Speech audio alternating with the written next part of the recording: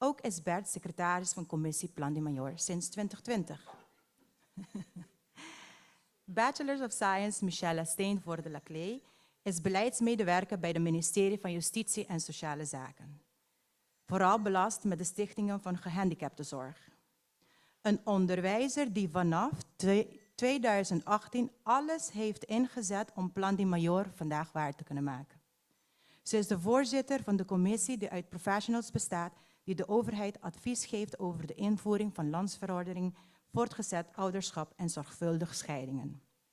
Ook alles wat te maken heeft met de triage hiervan en doorverwijzingen naar passend hulp.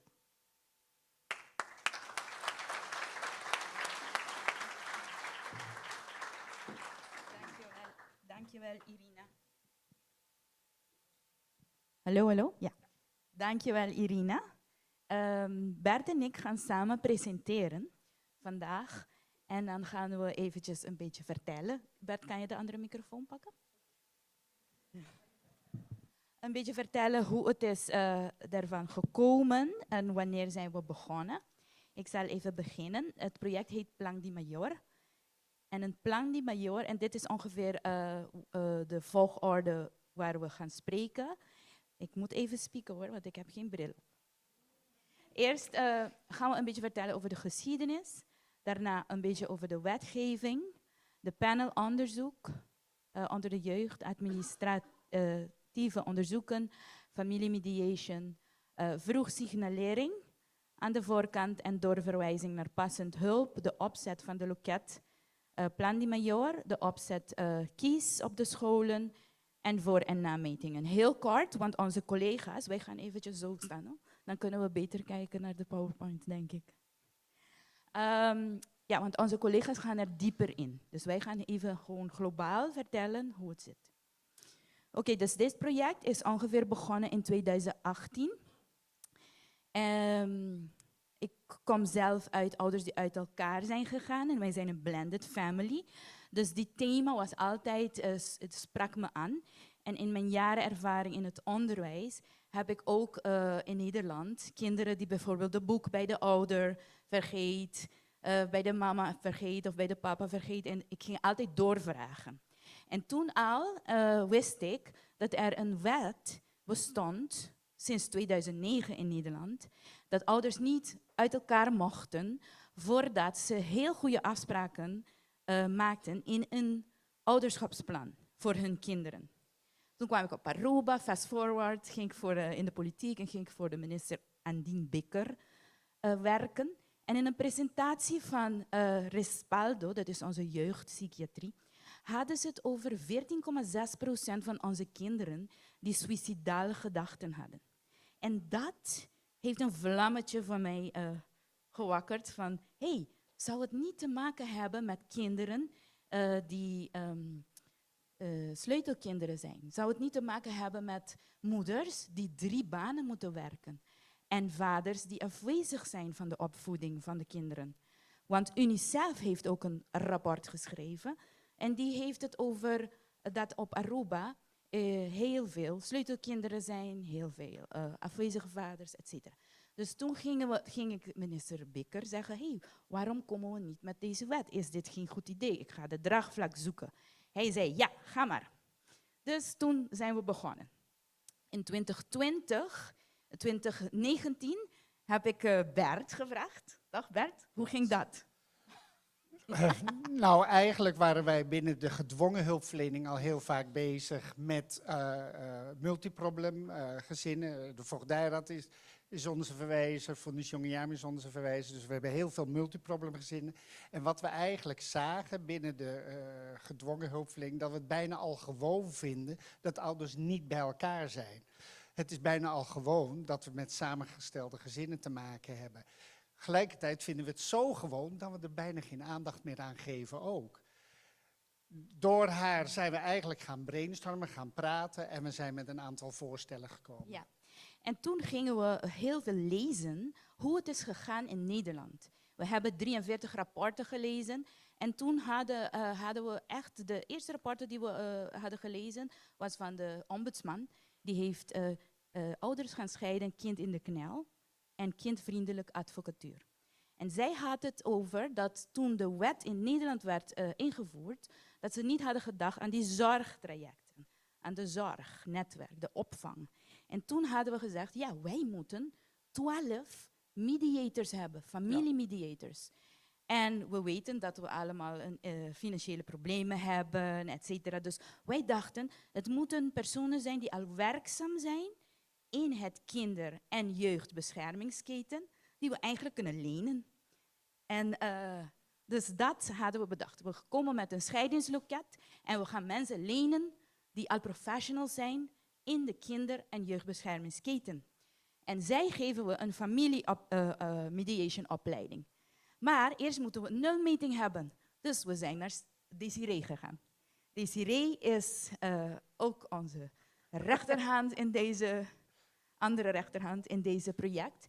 En Desiree heeft gezegd, oké, ik ben willing een nulmeting te doen voor jou. Maar je moet wel een commissie hebben. Toch?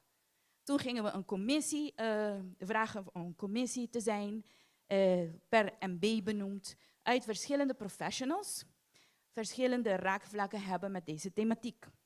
Dus in 2020 zijn wij officieel de commissie geworden en in 2020 begonnen we aan de nulmetingen. Maar er kwam een pandemie, toch? En toen moest de nulmeting gebeuren via de telefoon. Dus alle medewerkers van de sociaal-maatschappelijke werkers, van de Directie Sociale Zaken en Directie Voogdijraad hebben een training gekregen om via de tablets van de CBA, Centraal Bureau Statistiek, en via de telefoon dan de nulmeting te doen. Dat hebben we dus gedaan. In november 2019 hadden we de DWJZ gevraagd, kunnen jullie alsjeblieft deze wet voor ons schrijven? En zij zeiden, we zijn overbelast. Dus eigenlijk, wij geven je een advies om professor Jan de Boer in te huren. En toen hebben we de overheid gevraagd om professor Jan de Boer in te huren om die wet te schrijven voor ons. En professor Jan de Boer heeft het zo geschreven dat ook ouders die niet getrouwd zijn, verplicht zijn om een ouderschapsplan te schrijven. Ja? Oké, toen was het januari en de nulmeting ging in juli door van 2020.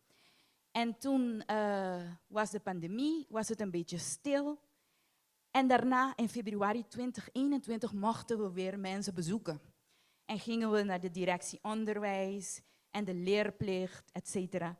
En we vroegen ze, wat hebben jullie kant en klaar voor kinderen met deze problematiek? Want als Aruba nummer 2 is ter wereld van scheidingen, dat waren de cijfers toen, dan hebben we veel gescheiden kinderen. En we hebben valangsttrainingen en we hebben kanjertraining. Maar waarom hebben we geen training voor kinderen die last hebben van dit? En er was niks, toch? Er was niks. Dus we gingen dan even doorvragen en doorplannen. En in april 2021 was de conceptlandsverordening klaar. En de memorie van toelichting, die ging naar het Raad van Advies. Die kwamen met vragen. Die hebben we beantwoord. En toen ging het naar de oppositie. Nee, we hebben gepresenteerd in het parlement nog. En dan waren er vragen. En de andere vragen, schriftelijke vragen van de oppositie, kwamen daarna. Die zijn in een NAF beantwoord. Nota naar aanleiding van de vragen van de oppositie. En ja, dat was het ongeveer. En onze rapport was ook af. Dus nu eigenlijk kunnen we al beginnen aan het verdedigen van de wet. Ja? Maar wij hebben afgesproken met onze minister, we gaan het pas verdedigen als we heel goede zorg hebben opgezet. En daarom gaan we met een pilot beginnen. Dit zijn de leden van onze commissie. Yvonne Bermudez, zij is coördinator van Centrum Jeugd en Gezin. Daar zal Loket Plan di Mayor een plekje hebben. Silvia Magali Maduro, zij is nu directeur van bureau Sostenemi. Dat is de meldpunt voor kindermishandeling. Dr. Luc Alos, senior research lecturer van de Universiteit van Aruba. Hij gaat samen met Dr. Inge van der Valk de onderzoeken voor ons doen. Dr. Desiree Helder, waarnemend directeur van Centraal Bureau Statistiek. Sylvie Eeman, adjunct gerechtssecretaris gerecht in eerste aanleg van Aruba. Onze penningmeester is Aiska Berkemeijer. Dat is de directeur van de directie onderwijs, directie Voogdijraad. Secretaris Bert Wielinga. Hij is de coördinator kwaliteit en beheer van het Orthopedagogisch Centrum van Aruba. En ik, Michelle, ik ben de beleidsmedewerker van het ministerie van Justitie en Sociale Zaken. Oh, sorry. Terug. Sascha Geerman is beleidsmedewerker van de directie Sociale Zaken. Sorry Sascha, ik heb mijn bril niet op. Oké, ook hebben we een beetje silent partners die meekijken met ons. En dat is Anneke Nicolas, van directeur Fondation Guillami. Wij hebben met haar gesproken van, hey, fase 3 hebben we jullie nodig om dat te doen. Daniel Tecklenborg, directeur van CD Aruba. Zij beheren de financiering dat we hebben gekregen van Nederland. Dr. Inge van der Valk, professor bij de Universiteit van Utrecht, onderzoeker van de WODC. Zij gaat zichzelf voorstellen dadelijk. Professor Jan de Boer, hij heeft de wet geschreven. En de 2 familierechters van Aruba, die zijn Debbie Angela en Neftali Engelbrecht. Oké, dus wij willen met een wet komen die al sinds 2009 bestaat in Nederland. Het is de wet bevordering voortgezet ouderschap en zorgvuldige scheidingen. Dat houdt in dat ouders die uit elkaar gaan verplicht zijn om een ouderschap te gaan schrijven. En in die ouderschap gaan ze dan afspraken maken over hoe ze de verantwoordelijkheden van de kinderen gaan delen met elkaar. Je kan denken aan vakanties, je kan denken aan incidentele kosten, ergo-geld. Als de kind naar een feest gaat van de familie van papa, wie betaalt voor de cadeautje? Als de papa of mama een nieuwe partner krijgen, hoe gaan we daarmee om? Ja? In Nederland was de voorstelling dat deze wet meer contact tussen ouderen en kinderen zou bevorderen, minder conflicten tussen de ouders zou hebben, minder problemen bij de kinderen, aantal procedures om kinderalimentatie vast te stellen zouden afnemen. Wij denken dat de wachtlijsten bij de voogdijraad zullen verminderen, dat het draaideurfenomeen wordt verminderd en dat er afname van gerechtelijke procedures omtrent het kind zullen verminderen. Straks gaat Inge zeggen of dat waar is of niet, of dat is gebeurd of niet. Ja? Wij hebben 43 rapporten geschreven. Wij hebben 43 rapporten gelezen, maar dit zijn de belangrijkste. Dat zijn de effecten van de ouderschapsplan. Die is van de WODC. Een scriptie van Liemke van Lierop, die op Aruba de 2 rechten hebben vergelijkt. De ombudsman en het verplichte ouderschapsplan regeling en werking. Dus de belangrijkste uitkomst was dat er 3 verschillende ouders zijn die uit elkaar gaan. Wij zullen het noemen fase 1, fase 2 en fase 3. Dus ouders die op een win-win zitten, ouders die op een win-lose zitten en ouders die op een lose-lose zitten. De vecht, complexe scheiding. En wij zullen werken met de escalatieladder van Van Glassel. Fase 1 kan eigenlijk in eigen kring dit oplossen. Fase 2 moet eigenlijk een hulpje krijgen van een mediator en van een programma zoals KIES. En fase 3, daar gaan we 2 routes voor bedenken. Daar vertellen we meer straks over. Dus wij willen een preventief zeefmiddel creëren. Dat de ouders die in fase 1 en fase 2 zijn, aan de voorkant worden geholpen. Zodat ze niet hier belanden. In fase 3 bij de voogdijraad of de sociale zaken tweede lijn, dat ze hier geholpen worden. Dat zijn onze zorgtrajecten. Wil jij vertellen over de zorgtrajecten? Ja, dat is goed. Goedemorgen allemaal. We hadden eigenlijk 10 minuten gepland, daar gaan we al overheen. Ja. Fase 1, dat zijn dan inderdaad de ouders die misschien een website nodig hebben, een formulier nodig hebben, misschien 1 of 2 vragen hebben en die telefonisch kunnen beantwoorden. Daar kan ik me heel goed voorstellen dat de klanten van Tiende Education, sommige klanten van Directie Sociale Zaken al met fase 1 klanten bezig zijn. Fase 2 klanten zijn van we willen een oplossing hebben, maar we kunnen het niet zelf. We hebben daar een 3 gesprekken of een 5 gesprekken of een meergesprekken model voor nodig. Dat kunnen klanten zijn van Directie Sociale Zaken, maar ik kan me ook voorstellen, ik kijk nu Sostenemi aan, die daar in het hoekje zit. Veel van jullie klanten kunnen gebaat zijn met fase 2 aanpak. Dan heb je ook natuurlijk een fase 3, dat zijn de vechtscheidingen. Nou, dan kijk ik ook weer naar Sostenemi, kijk ik naar Voogdijraad, Fundus Jongiami. Eigenlijk internaten, als Imelda of een orthopedagogisch centrum, hebben vaak met fase 3 klanten te maken. En dat zijn vaak hele rigide systemen, waar eigenlijk een mediation bijna vrijwillig / afgedwongen / overtuigd / whatever meegewerkt moet worden.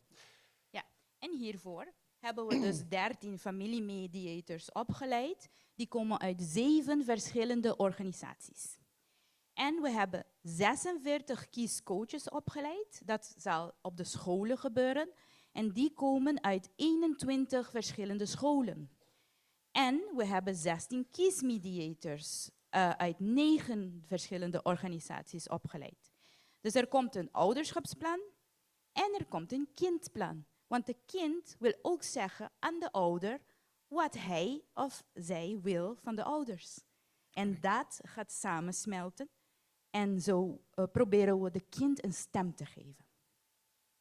Wat heel mooi is om te vertellen van die mediators, die 13 mediators die we hebben, er is de hele keten in vertegenwoordigd. En dan bedoel ik mee Tiende Education, bedoel ik mee Directie Sociale Zaken, Fundación contra Violencia Relacional, Sostenemi, Voogdijraad en de internaten. Dus dan zie je, de hele keten hebben we nu mediators.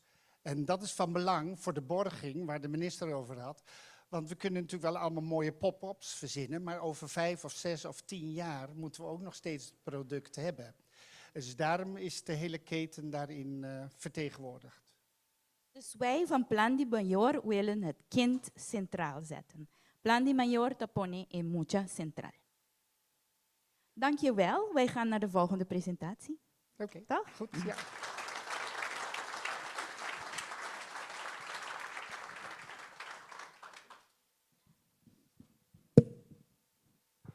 Masha danki, Michelle Ibert.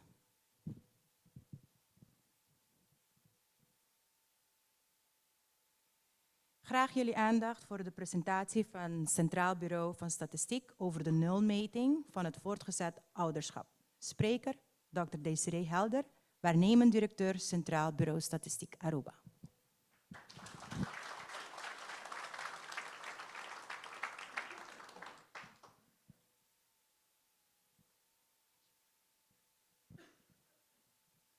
Bon dia, goedemorgen. Ik kan moeilijk spreken op het scherm, maar ik zal jullie toch informatie geven over de nulmeting. Maar eerst wil ik inderdaad de minister bedanken en zeker Michelle Leclerc voor al de moeite die ze hebben gedaan om dit project eigenlijk op gang te zetten en in gang te houden. Want Michelle kwam inderdaad in 2018 volgens mij bij mij en ze zei van ja, ik wil inderdaad hulp voor het opzetten van zo'n plan en een nulmeting doen. En ik dacht eigenlijk van ja, eigenlijk heb ik daar geen tijd voor. Maar Michelle, zoals jullie weten, accepteert geen nee. Dus ze is inderdaad blijven aandringen. En natuurlijk, dit project is heel, heel erg belangrijk voor het land, voor de kinderen. Dus we hebben inderdaad met onze grootste inzet inderdaad aan meegewerkt aan de nulmeting. En zullen inderdaad zeker dit project blijven ondersteunen. Dus met alles wat we hebben en kennis. Maar heel erg bedankt aan jullie voor jullie aanwezigheid. En nogmaals, ik ga inderdaad in het kort proberen te presenteren wat we hebben gedaan. In samenwerking met directie Voogdijraad en ook met de directie Sociale Zaken. Dus dit is niet alleen van de CBS, maar zeker in samenwerking met deze organisaties. Dus om te beginnen... oh, kijk. Waar moet ik op drukken? De groene. Sorry. Ja, dus de nulmeting, het doel daarvan was inderdaad om toch een beeld te krijgen van alles wat rondom scheidingen en gebeurt. Dus om dat in kaart te brengen. Dus we hebben voor twee stappen gekozen. En ten eerste hebben we administratieve data gevraagd aan verschillende organisaties. Aangaande scheidingen, aangaande kinderen die horen bij scheidingen. Ook hebben we inderdaad een telefonische enquête gedaan in samenwerking met de directie Sociale Zaken en directie Voogdijraad. Dus ja, Michelle zei al, door de pandemie moest het inderdaad telefonisch gaan, maar het was heel interessant. Het was inderdaad toch een groot succes. Dus de cliënten van deze twee directies zijn geïnterviewd door medewerkers van de directies. En we hebben toch hele interessante en belangrijke data weten te vergaren.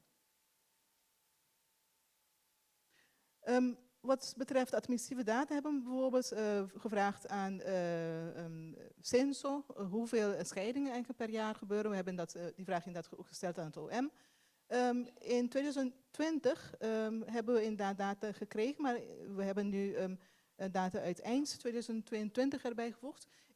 In 2022 waren in totaal 314 scheidingen. Eigenlijk een gelijk aantal als in 2021. Dit aantal is relatief groot. Het is inderdaad een groeiend aantal.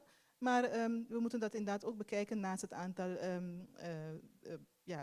mensen die gaan trouwen. Dat wordt inderdaad ook minder gezien de jaren vorderen.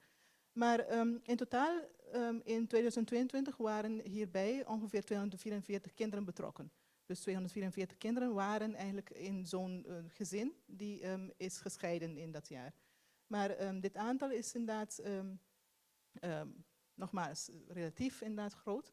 Maar het betreft dus per jaar ongeveer rond de 200 kinderen die dan zo'n scheiding meemaken. Maar dit zijn inderdaad de legale scheidingen. We hebben niet over scheidingen die gebeuren tussen mensen die gewoon met elkaar samenwonen. Daar hebben we eigenlijk geen data over, helaas. Maar wel is het zo dat ongeveer 12,7% van minderjarige kinderen met een gescheiden ouder woonden in 2022. Maar ook dat er ongeveer bij directie Voogdijraad ongeveer 1309 gevallen of kinderen eigenlijk tussen 2017 en 2019 alimentatie ontvingen. Dus nogmaals, per jaar, het stikt wel aan als je dat zo bekijkt. Maar en ook 69% van de milieuzaken die zijn ingediend bij directie Voogdijraad tussen 2015 en 2019. Daarbij maakte de omgangsregeling toch een belangrijk onderdeel van het onderzoek.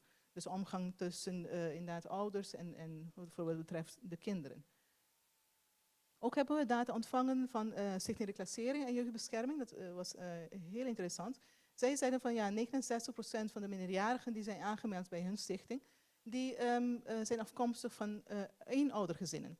Maar natuurlijk, deze data moeten we interpreteren toch met een heleboel, ik zou zeggen caution, met voorzichtigheid. Waarom? Want dit betreft slechts 0,4% van het aantal kinderen uit eenoudergezinnen. Dus natuurlijk, deze kinderen hebben misschien problemen, ook misschien worden deze problemen mede veroorzaakt door de situatie waarin ze wonen. Misschien inderdaad omdat ze scheidingen hebben meegemaakt. Maar het betreft toch een heel betrekkelijk klein aantal die uiteindelijk in de reclassering terechtkomt. Dus we moeten natuurlijk heel voorzichtig omgaan met deze data. En zeker niet meteen de conclusie trekken van ja, kinderen uit eenoudergezinnen zijn juist die kinderen die dan bij de KIE belanden of in het criminele circuit terechtkomen. Dat is eigenlijk dat kun je niet zo zeggen. Maar dan ga ik even naar de telefonische enquête. We hebben in totaal, of mijn collega's hebben in totaal 121 cliënten telefonisch gevraagd naar hun belevenissen over verschillende thema's. Zij hebben in totaal 36 mannen en 85 vrouwen geïnterviewd die kinderen hebben en die in de afgelopen 5 jaar of in de 5 jaar voorafgaand aan het onderzoek waren gescheiden. Maar dit betreft niet alleen maar legale scheidingen, maar ook scheidingen tussen paren die met elkaar samenwoonden. Dus hier inderdaad hebben we wel informatie over hoe het gaat met deze paren. Maar het ging over vragen zoals, ja, natuurlijk de demografische data van deze personen, maar het ging inderdaad ook over de gemaakte afspraken omtrent de kinderen, of ze inderdaad afspraken hebben gemaakt, welke afspraken dat waren. Het ging over communicatie aangaande de kinderen, hoe dan de voormalige paren dan, of partners met elkaar communiceren over de kinderen, hoe het gezag is geregeld tussen de partners en wat voor hulp ze hebben gekregen of gezocht gedurende de scheiding. En nog een paar andere vragen die daarna zijn gesteld. Maar even laten zien wat de demografische data is. Dus in totaal hebben, zoals ik zei, 121 mensen meegedaan aan deze telefonische enquête. De gemiddelde leeftijd was 36 jaar. Het was relatief jonger dan wat wij zien als het gaat om echt legale scheidingen natuurlijk. Want hier betrof het inderdaad ook mensen die niet met elkaar getrouwd waren, maar toch met elkaar samenwoonden. Dus daarom was de leeftijd inderdaad ook wat lager. Gemiddeld hadden ze 2 kinderen, dat is inderdaad ook, dat klopt met wat we zien, ook als het gaat om scheidingen. Eigenlijk in 2022 waren 92% in ieder geval van de scheidingen betrof het echtparen met 2 kinderen. Dus dat is inderdaad wel het gemiddelde voor Aruba. 75,2% van deze personen waren geboren op Aruba. En dat klopt inderdaad ook met de samenstelling van de bevolking van Aruba. Dus inderdaad ook een representatieve sample. De meerderheid had een MAVO-diploma of lager. Dat helaas komt ook overeen met het opleidingsniveau van de bevolking van Aruba. En hun maandelijks inkomen, persoonsinkomen, was ongeveer 2200. Dat was een beetje lager dan gemiddeld. Gemiddeld was het toen der tijd 2500. Maar ja, natuurlijk, groot verschil is het niet. Maar dit laat wel zien dat diegenen die zijn geïnterviewd toch een goede representatie zijn van de bevolking. En van diegenen die inderdaad ook deze live events meemaken als het gaat om scheidingen. Nu de resultaten. Ja, ze zijn een beetje klein, dus hopelijk, degenen die achterin zitten kunnen het waarschijnlijk helaas niet zien, maar deze presentatie zal denk ik zeker met het publiek worden gedeeld. Maar ten eerste een percentage van 6,3% van degenen die zijn geïnterviewd zeiden dat ze geen afspraken hadden gemaakt over hun kinderen, voordat ze met elkaar waren gescheiden. En dit was inderdaad geen verrassing, want hiervoor werkt natuurlijk Michelle al heel lang naartoe. Dus om inderdaad mensen zover te krijgen, dat als ze inderdaad kinderen krijgen, dat ze van tevoren over nadenken over wat er zal gebeuren als inderdaad ze op een gegeven moment gaan scheiden. Want 60% doet dat niet of heeft dat niet gedaan. Maar van de rest, dus van de ongeveer 40% die wel afspraken heeft gemaakt, zei een 28,9% dat ze wel afspraken hadden gemaakt, maar dat het niet op papier werd gezet. Dus informeel hadden ze inderdaad dingen afgesproken, dingen toegezegd, maar niet in een ouderschapsplan of niet in een formeel document. Dan in 66, dus in 2/3 van de gevallen, waarbij afspraken werden gemaakt, hielden de beide partners zich wel aan de afspraken. Dus, maar toch in 1/3 van de gevallen was het niet zo. En eigenlijk in 16% van de gevallen zei de partner die werd geïnterviewd dat geen van beide partners zich hield aan de afspraken. Dus daar al hebben ze afspraken gemaakt, toch moest daarna nog een follow-up gebeuren, want toch kunnen er problemen ontstaan daarna, waarbij de afspraken eigenlijk niet worden nageleefd, waarbij men nog niet meer nadenkt over wat men heeft afgesproken. En als het gaat om de rechten van het kind en van een zeggenschap van het kind hierover, was het zo dat in eigenlijk ongeveer de helft van de gevallen toch rekening werd gehouden met wat het kind eigenlijk wilde, wel een beetje of toch veel, maar toch in 48% van de gevallen werd geen rekening gehouden met het kind gedurende de scheiding. Waarom niet? Eigenlijk de meeste geïnterviewden zeiden dat eigenlijk de belangrijkste reden was dat de leeftijd van het kind te laag was, volgens hen. In ieder geval dat inderdaad, zij dachten dat het kind eigenlijk te jong was om toch een mening hierover te hebben. Dus daarom zijn zij niet betrokken bij dit gebeuren, bij de scheiding en alles wat dan om hen heen ging, helaas. diegenen die wel afspraken hadden gemaakt, die hadden meestal afspraken gemaakt over de bezoekregeling, dus in 87% van de gevallen. Over alimentatie natuurlijk, als het gaat om geld, daar maken wel mensen afspraken over. Maar ook waar het kind dan zou wonen, de voornaamste woonadres van het kind. En ook toch in de helft van de gevallen over de opvoedingsmethoden. Maar heel weinig afspraken werden gemaakt over andere gevallen, bijvoorbeeld over een nieuwe partner.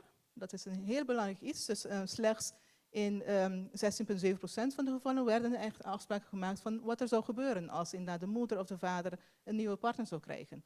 En dat zijn juist hele ingrijpende gebeurtenissen. Dus daar moet inderdaad wel wat meer aandacht aan worden besteed. En als het gaat, dus ik praat snel, dat doe ik altijd, maar als er vragen zijn of als ik te snel ga, dus geef maar een seintje. Maar als het gaat om de data over de communicatie over de kinderen, was het zo dat eigenlijk de communicatie tussen niet goed en slecht was. Dus eigenlijk het beste onderwerp waarover wel werd gecommuniceerd, goed werd gecommuniceerd, was over de medische zorg. Dus als de kinderen naar de dokter moesten of iets, een ingreep moesten ondergaan of naar de tandarts en zo. In dat soort gevallen werd inderdaad wel goed over de kinderen gecommuniceerd. Maar als het ging over schoolaangelegenheden of bezoekregeling, daar was het een beetje minder. Dus in 1/3 van de gevallen ongeveer werd er wel goed gecommuniceerd. Maar ook eigenlijk in iets meer dan 1/3 van de gevallen werd er slecht of zeer slecht over gecommuniceerd tussen de partners. Dus hier valt een heleboel over te doen, dat zeker. En wanneer het gaat over het gezag van de kinderen, eigenlijk in ongeveer de helft van de gevallen was één ouder diegene die inderdaad het gezag over het kind behield. En dan in de andere helft was het gezag gedeeld, dus tussen de vader en de moeder. In 55% van de gevallen werden regelingen getroffen, ook eigenlijk buiten het gerecht om. Dus men sprak gewoon dan informeren inderdaad ook af hoe het zou gaan met het gezag over het kind.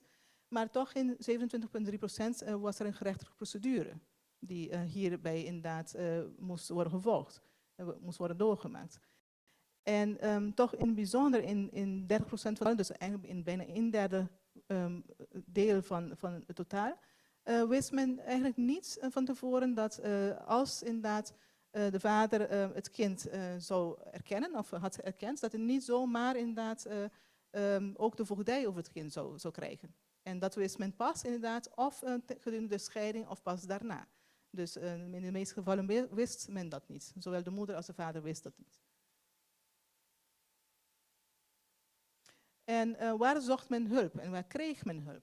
Eigenlijk zoals wij van tevoren ook hadden kunnen weten. Aruba is natuurlijk een kleine gemeenschap. Wij kennen elkaar en wij hebben inderdaad ook vaker te maken met familieleden en vrienden. Dus eigenlijk de grootste hulpbron zijn de familieleden en vrienden. Dus men zoekt inderdaad advies en kennis en hulp bij deze personen, dus bij het sociaal netwerk. Dus ongeveer bijna de helft van de partners heeft inderdaad hulp gekregen, ook bij deze familie en vrienden. Direct voogdijraad, direct sociale zaken, advocaat, psycholoog waren hele belangrijke personen die inderdaad en instanties die hierbij toch hulp boden. Maar inderdaad ook kregen ze hulp van een kerk. We hebben heel veel kerken op Aruba. Maar een klein deel, een 1,7%, zei dat ze geen hulp hadden gekregen. Al hadden ze dat gezocht. Dus juist, ja, het is een heel klein percentage, 1,7%. Maar natuurlijk, juist deze personen moeten we inderdaad ook de juiste hulp bieden. Want natuurlijk, als ze problemen hebben, en zeker als het gaat om kinderen, dan hebben ze wel ook het recht om goed geholpen te worden, zodat inderdaad de situatie voor hen, maar ook voor hun kind, inderdaad in goede banen wordt geleid. Maar natuurlijk, niet alles, hoewel er afspraken worden gemaakt, niet alles verloopt altijd zoals men heeft gedacht. Dus toch na de scheiding, na de legale of informele scheiding, ondervond 72,2% van de geïnterviewden toch problemen met hun ex-partner. En het betrof dan 64% van diegenen die toch wel afspraken hadden gemaakt. Die hadden inderdaad toch na de scheiding problemen ondervonden met hun ex-partner. Maar dan voor diegenen die geen afspraken hadden gemaakt, was dit percentage 78%. Dus iets hoger inderdaad dan mensen die wel afspraken hadden gemaakt. Als we naar deze cijfers kijken, dan denk ik van ja, heeft het eigenlijk zin om afspraken te maken? Ja, natuurlijk. Natuurlijk heeft het zin. Maar dan hebben we het over goede afspraken en vastgelegde afspraken. Dus dan inderdaad maakt het wel waarschijnlijk iets uit. Maar daar moeten we inderdaad volop naar doen. Dat moeten we inderdaad zeker kijken naar datgene wat we nu aan het opzetten zijn. Of dat inderdaad leidt tot minder problemen op den duur. Maar wat voor problemen waren dit eigenlijk? Als we kijken naar dit grafiek zien we dat er problemen ontstonden na de scheiding. Voor bijvoorbeeld, het ging over bedragen aan de alimentatie, natuurlijk geld, dat is altijd een groot discussiepunt. Het ging over tijd die men doorbracht kinderen, vooral de vaders zeiden inderdaad ook dat ze na de scheiding minder tijd konden doorbrengen met de kinderen. De communicatie over de kinderen, daar inderdaad hadden mensen toch veel problemen mee. Ook over de zorg voor de kinderen, maar ook het met respect worden behandeld door de ex-partner. Daar inderdaad ondervonden ook de helft van de mensen toch problemen mee, enzovoorts. Dus in principe is het belangrijk inderdaad om deze aandachtsgebieden toch in de gaten te houden. Het gaat inderdaad ook om het opzetten van het project, om de mediation enzovoort, dat inderdaad de mediators en de kiesmediators toch rekening houden met deze onderwerpen als ze inderdaad bezig zijn met de begeleiding van de ouders en de kinderen. Maar we hebben inderdaad ook gevraagd aan het eind van de vragenlijst. Ze zei van ja, natuurlijk, ik vraag altijd veel en misschien soms een beetje te veel, maar we hebben inderdaad ook gevraagd of er veranderingen waren opgetreden sinds de scheiding. Dus, want we waren benieuwd inderdaad wat voor gevolgen de scheiding had, inderdaad ook op de relatie tussen de kinderen en de partners bijvoorbeeld. En bijvoorbeeld zij, de geïnterviewden zeiden van ja, als het gaat met mijn relatie met de kinderen, toch in ongeveer de helft zei dat de relatie met hun kinderen was verbeterd sinds de scheiding. Dus ja, als we hebben geluisterd naar het meisje dat aan het begin heeft gezongen, natuurlijk, de kinderen lijden inderdaad ook aan ja, toch problemen als het gaat om vechtscheidingen, om ruzies met ouders. Dus soms kun je inderdaad je wel indenken dat na een scheiding toch de relatie met de kinderen wordt verbeterd. Want kinderen hebben dan meer rust en kunnen inderdaad wat toch een relatie beter opbouwen met hun vader en moeder. En als het gaat om de tijd die aan de kinderen wordt besteed of met de kinderen wordt doorgebracht, daar was er wel inderdaad een kanttekening. In principe in 44,6% van de gevallen zei men dat men meer tijd kon besteden aan de kinderen of meer tijd kon doorbrengen met de kinderen. Maar vooral wanneer het ging over de vaders, hadden zij inderdaad wel gezegd van ja, sinds de scheiding hebben wij eigenlijk minder tijd die we kunnen doorbrengen met de kinderen. Maar ja, ik had geen ruimte om allebei de mannen van de vrouwen te onderscheiden. Maar het gaat wel om hele belangrijke dingen als we kijken naar bijvoorbeeld de communicatie met de ex-partners. We zien daar juist dat sinds de scheiding dat heel erg is verslechterd. Dus de communicatie tussen de partners. En dat inderdaad als het gaat om de manier waarop de ex-partner over de andere partner spreekt ten opzichte van de kinderen, dat inderdaad daar ook toch wat mankeert. Dus in principe is, zoals ik zei, dit was een nulmeting, dus natuurlijk, we hebben niet iedereen geïnterviewd die op scheidt en zeker niet iedereen die ook scheidt met kinderen. Maar nogmaals, dit was een nulmeting om toch een indruk te krijgen van wat voor thema's bijvoorbeeld van belang zijn als we kijken naar scheidingen en kinderen. Dus nader onderzoek moet zeker gedaan worden naar bijvoorbeeld scheidingen in ruime zin, zoals ik zei. Eigenlijk toch een belangrijk onderdeel van de kinderen, ongeveer een 12 tot 13% van de kinderen, woont toch in gezinnen waarbij ouders met elkaar samenwonen. Dus ze zijn niet met elkaar getrouwd, maar ze wonen samen. En juist ook die gevallen waarbij inderdaad deze partners dan uit elkaar gaan, die moeten inderdaad ook worden meegenomen in het geheel. Want dat zijn inderdaad ook voor kinderen ja, eigenlijk hetzelfde. Het gaat toch over partners of vaders en moeders die niet met elkaar samenwonen en toch dat de situatie inderdaad ook verandert. De communicatie, gezag en alimentatie, dat zijn onderwerpen die heel erg sterk naar voren zijn gekomen tijdens de nulmeting, dat ze inderdaad toch belangrijke onderwerpen zijn als het gaat om afspraken die gemaakt moeten worden, maar inderdaad ook problemen die naderhand optreden tussen de partners. Ook de rol van het sociaal vangnet is heel belangrijk, zoals ik al zei. De meeste mensen zoeken hulp inderdaad bij familie en vrienden en zeker als het gaat om het krijgen van de juiste hulp, juiste advies van deze familie en vrienden, is het belangrijk om de sociale vangnet inderdaad ook mee te nemen in het geheel. Want inderdaad, we kunnen inderdaad de partners begeleiden in het totaal, maar als de familieleden, vrienden enzovoorts niet echt ook op een positieve manier mee omgaan of meewerken, dan heb je toch het gevaar dat op den duur toch iets mis gaat lopen. En ook natuurlijk de beleving van de kinderen zelf, de minderjarige kinderen. Daar wordt heel weinig over gesproken. Dus we hebben nu bijvoorbeeld inderdaad ook de ouders natuurlijk geïnterviewd. Dat was sowieso door de pandemie was dat niet anders. Maar we hebben, het CBS heeft eigenlijk eind vorig jaar een youth survey gedaan. Dus volgende week hopen we daar meer iets over te presenteren. Maar we hebben inderdaad ook de kinderen gevraagd naar hun huishoudssamenstelling en naar inderdaad ook hun beleving over verschillende onderwerpen. Dus volgende week hopen we inderdaad daar meer iets over te zeggen. Maar zeker hoe kinderen dit allemaal beleven is heel belangrijk om mee te nemen. Dus daarom ben ik inderdaad heel blij dat inderdaad het kind inderdaad ook een plaats heeft gekregen in het totaalpakket van het ouderschapsplan. Maar hartelijk dank, Masje dank je. Als er vragen zijn, hoor ik dat graag.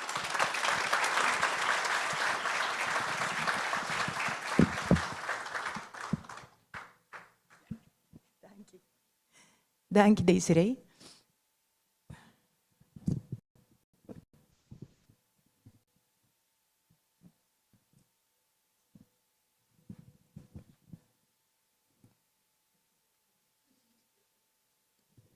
Nou, nu hebben we een koffiebreak van 15 minuten. Dus let the information sink in. En enjoy. Over 15 minuten zie ik jullie weer hier.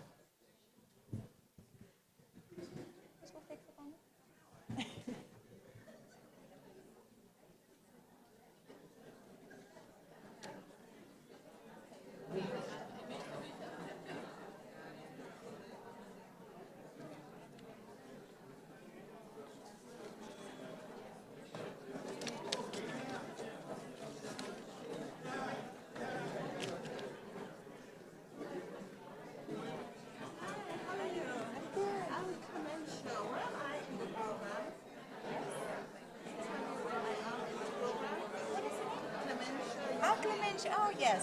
You are next. Oh, after the break. After the break. All right. Nice to meet you. Finally meet you. I hear your name over. Social work and development. Eugene. Yes. Applaus.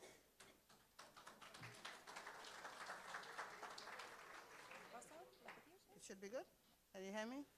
Maybe a little lower. Okay. Mm-hmm.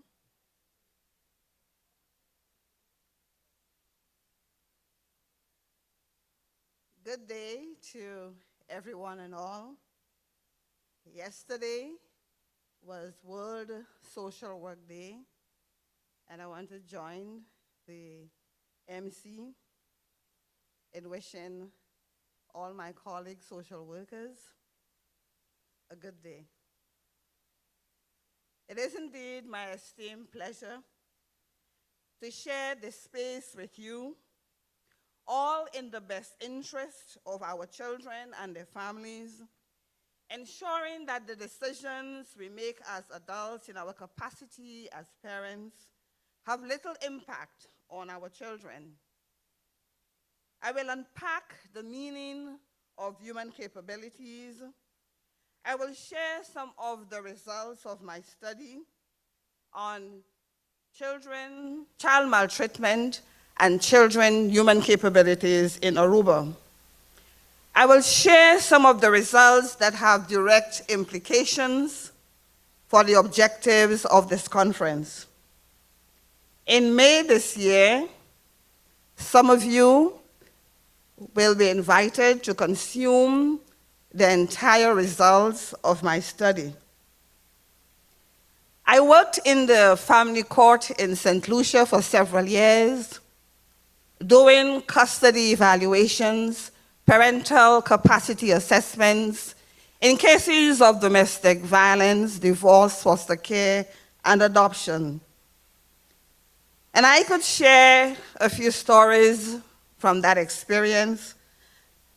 However, I want to share a story from my experience when I was a resident assistant at Howard University for second-year students where I studied clinical social work. As an RA, meaning resident assistant as we were called, I have the schedule of all the students of the date and the time they're going to arrive on my floor. I went to welcome one student. I knocked on the door. RA. The student looked distraught.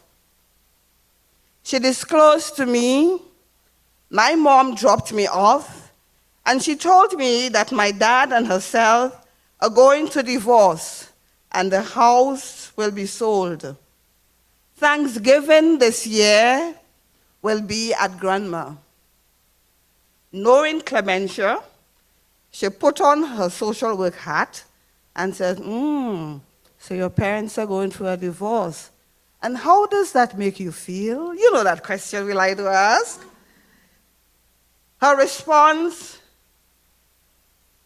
I'm going to lose my childhood. And so it is excellent to know that Aruba is going to invest in keys to ensure that divorce is planned with children in mind. Let me turn to the topic of my presentation, child maltreatment and children's human capabilities. Child maltreatment is any form of abuse to a child under the age of 18 and causes harm. Child maltreatment includes emotional, physical, sexual abuse, neglect, and all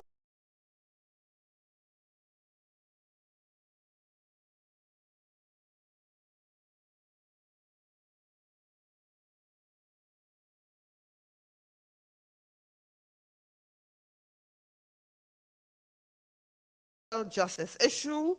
3, it is violence against the child. 4, it is a criminal offense.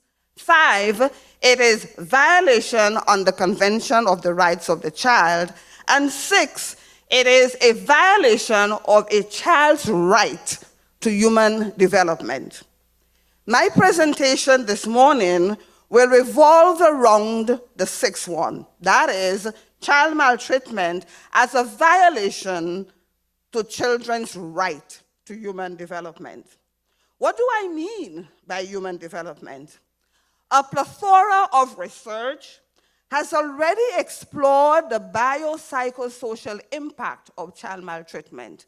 And by biopsychosocial, I refer to the impact of child maltreatment on regions of the brain, on the child's mental health, to include anxiety, depression, interpersonal relationship, crime, violence, and also on their academic performance.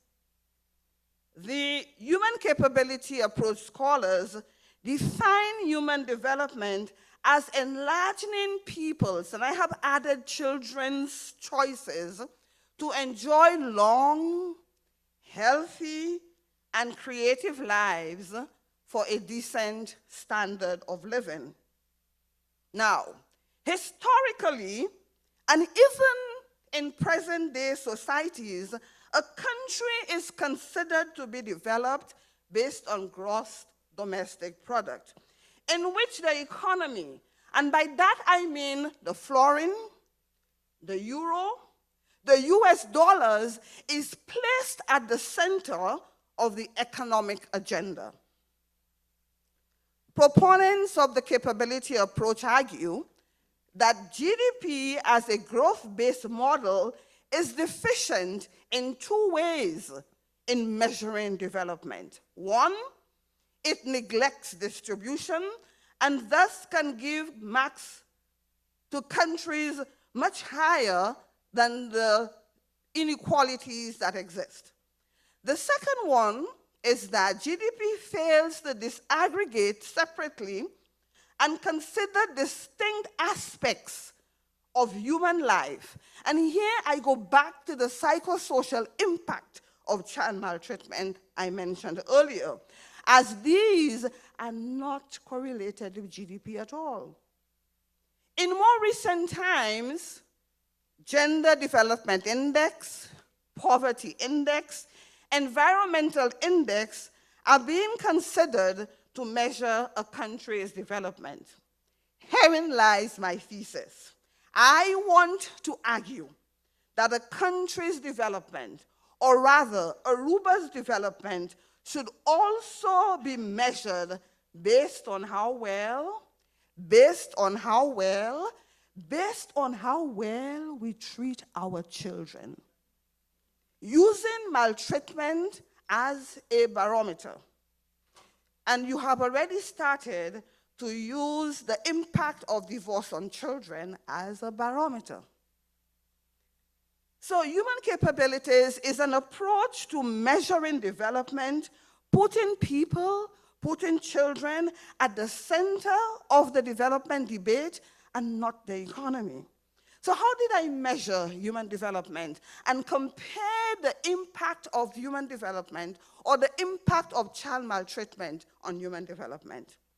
I applied Martha Nussbaum's conceptualization of human development, for which she asserts that there are 10 preconditions or 10 capabilities. And these are life, bodily health, bodily integrity, senses, imagination, and thought, emotions, practical reason, affiliation, other species, play, and control over one's environment.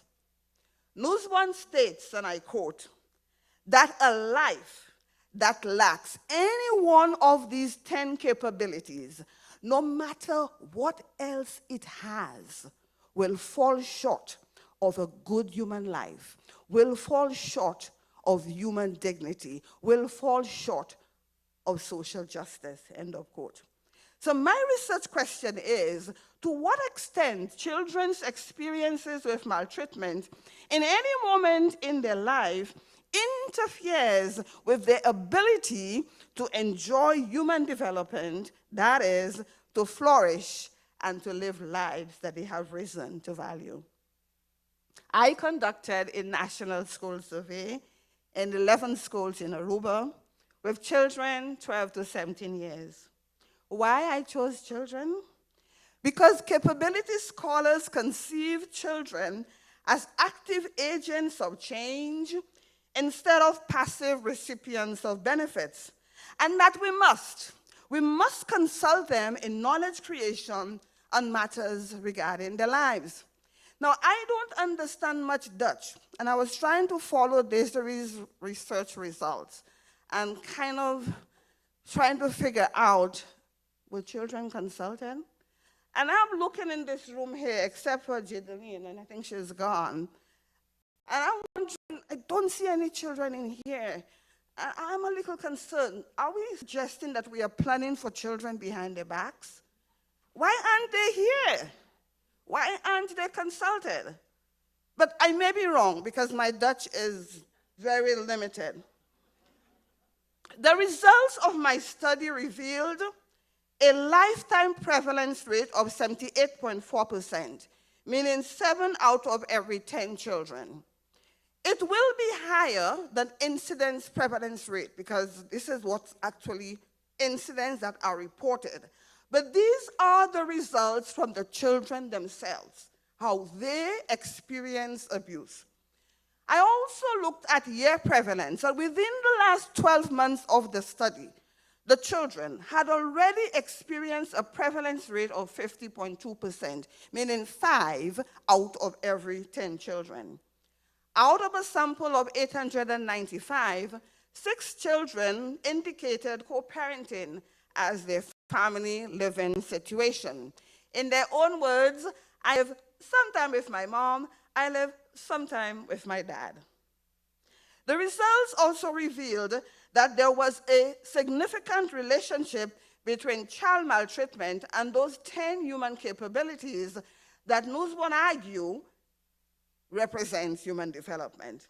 So this means that child maltreatment has the potential to disrupt, to interfere in children's evolving capabilities in order to enjoy human development, in order to flourish.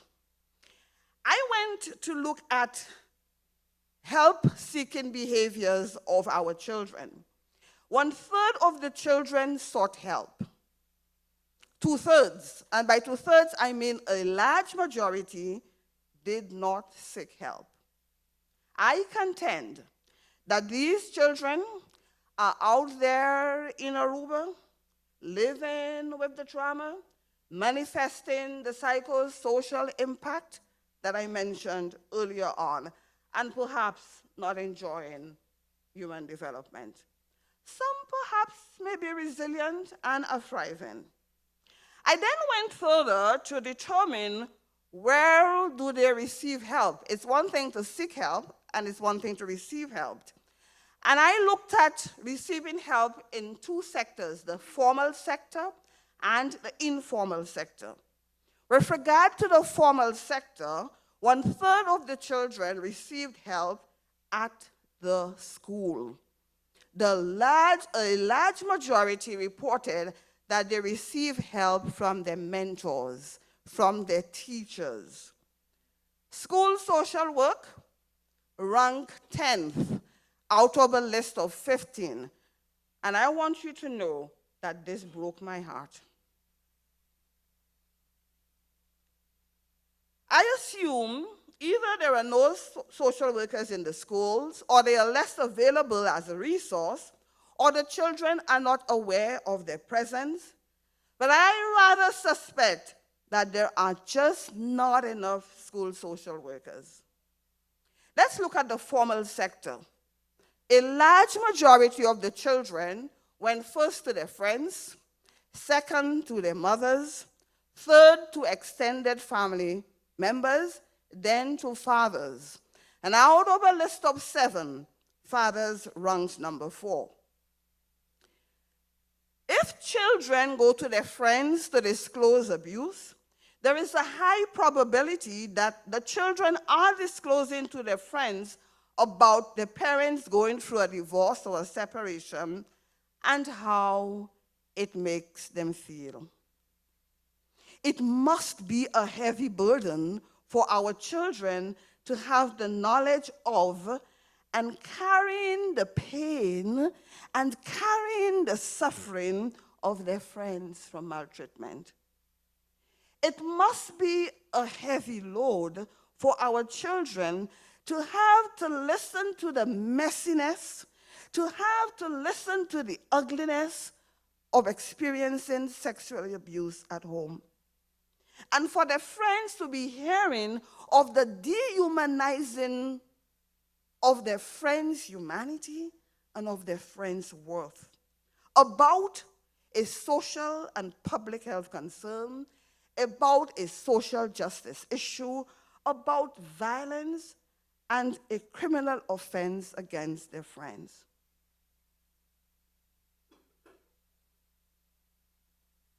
It must be an equal burden for our children to shoulder their friends' parents' divorce or separation and about the untidy complexities of divorce, and to hear of the uncertainty of their friends losing their childhood home. That is not okay. We must do something, and that something is KEYS. KEYS is therefore well poised to be implemented in the schools, because that is where you find the children, that is where they go for help, that is where they receive help. We must also include their friendship groups. So in conclusion, I conclude that child maltreatment in Aruba is high. Number 2, child maltreatment has the potential to disrupt children's human development. And number 3, the help-seeking behaviors of children indicate that they seek help from the school, their mothers, and their friends. I share the following recommendations. 1, we need more school social workers. 2, we need to strengthen friendship groups in the schools. We need to support teachers and mentors in child maltreatment care responses. And EPA has a responsibility to ensure its graduates has a child maltreatment care response toolkit to include the Código de Protección, as they assume the role of teacher and mentor, and might I add, as mother and as social worker. So some closing reflections. You know that the Convention on the Rights of the Child has an obsession with the important role of parents and the role of the state when parents negate their responsibilities in the well-being of children. Whether it is divorce, whether it is separation, whether it is maltreatment, the social construction of children is such that children's flourishing is entangled, it's intersect in their relationships with their parents, with their teachers, with their mentors, and with their friends. So the fragility of children's vulnerability in the hands of parents who lack the capacity to parent can impact Aruba's human development. So in closing, I want to say that I fully support the Plan de Mayor and the KEYS initiative. We need a Plan de Mayor, we need a KEYS for children who experience maltreatment. Who is going to do this? Who is going to do this? Who is going to do this? And when? When? I thank you.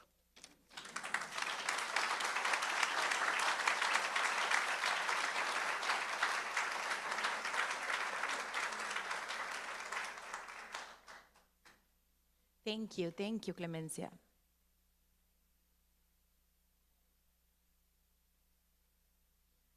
Onze volgende spreker is Dr. Paula Kibbelaar. Ze is een lecturer ook, beleidsmaker, onderzoeker en docent aan Instituto Pedagógico Arubano.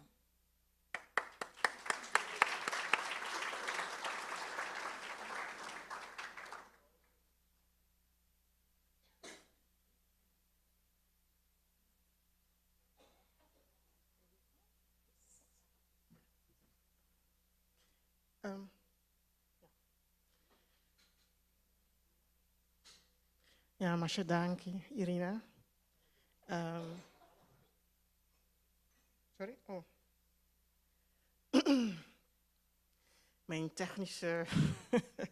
Mijn technische talenten zijn beperkt. En mensen die mij goed kennen weten ook dat deze uitnodiging om maar 15 minuten te praten een grote uitdaging wordt voor mij.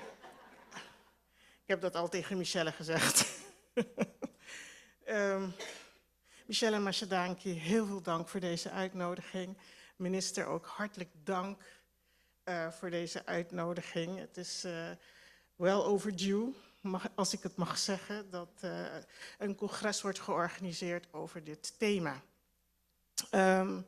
Mijn naam is Paula Kibbelaar en ik ben gevraagd om hier de resultaten van de Pilot Youth Monitor met u te delen. We zijn al jaren bezig de Youth Monitor voor Aruba uit te zetten. En ik heb er met veel plezier naar uitgekeken om ook vandaag de pilotresultaten met jullie te delen. We moeten eventjes wel, jullie moeten een beetje geduld met me hebben, want ik wil toch een inleiding geven over waar we staan en waar die Pilot Youth Monitor ook over gaat. De titel is Quality of Life of Aruban Youth. En het is een pilot study naar de different pathways, levenspaden, de gezonde en veilige levenspaden waar jongeren op terechtkomen. En dit onderzoek is in samenwerking. Even hoor. Ga maar eventjes dit.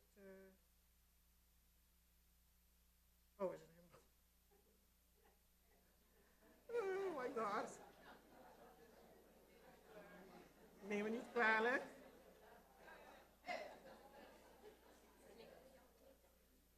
Helemaal naar voren. Het stond helemaal achteraan.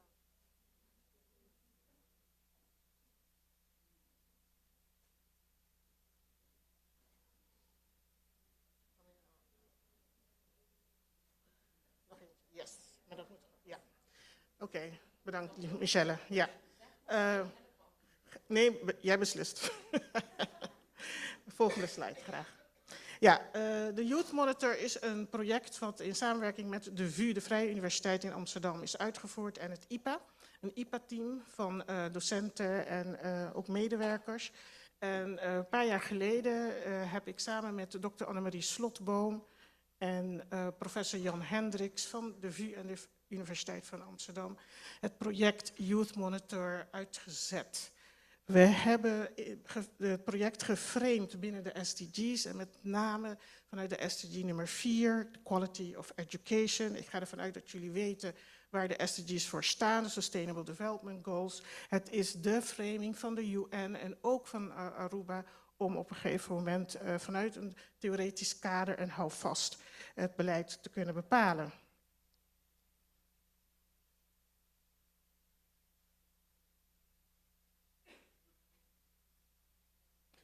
Ja, hier ziet u ons drieën staan. Ik ben op het IPA werkzaam als docent en Annemarie is een jeugdpsychologe en Jan is ook een jeugdpsycholoog. Dus ik heb voor het eerst met jeugdpsychologen moeten werken, ik ben van huis uit antropologe. En dat was toch een challenge. Dit project is in opdracht van de minister van Onderwijs destijds uitgevoerd.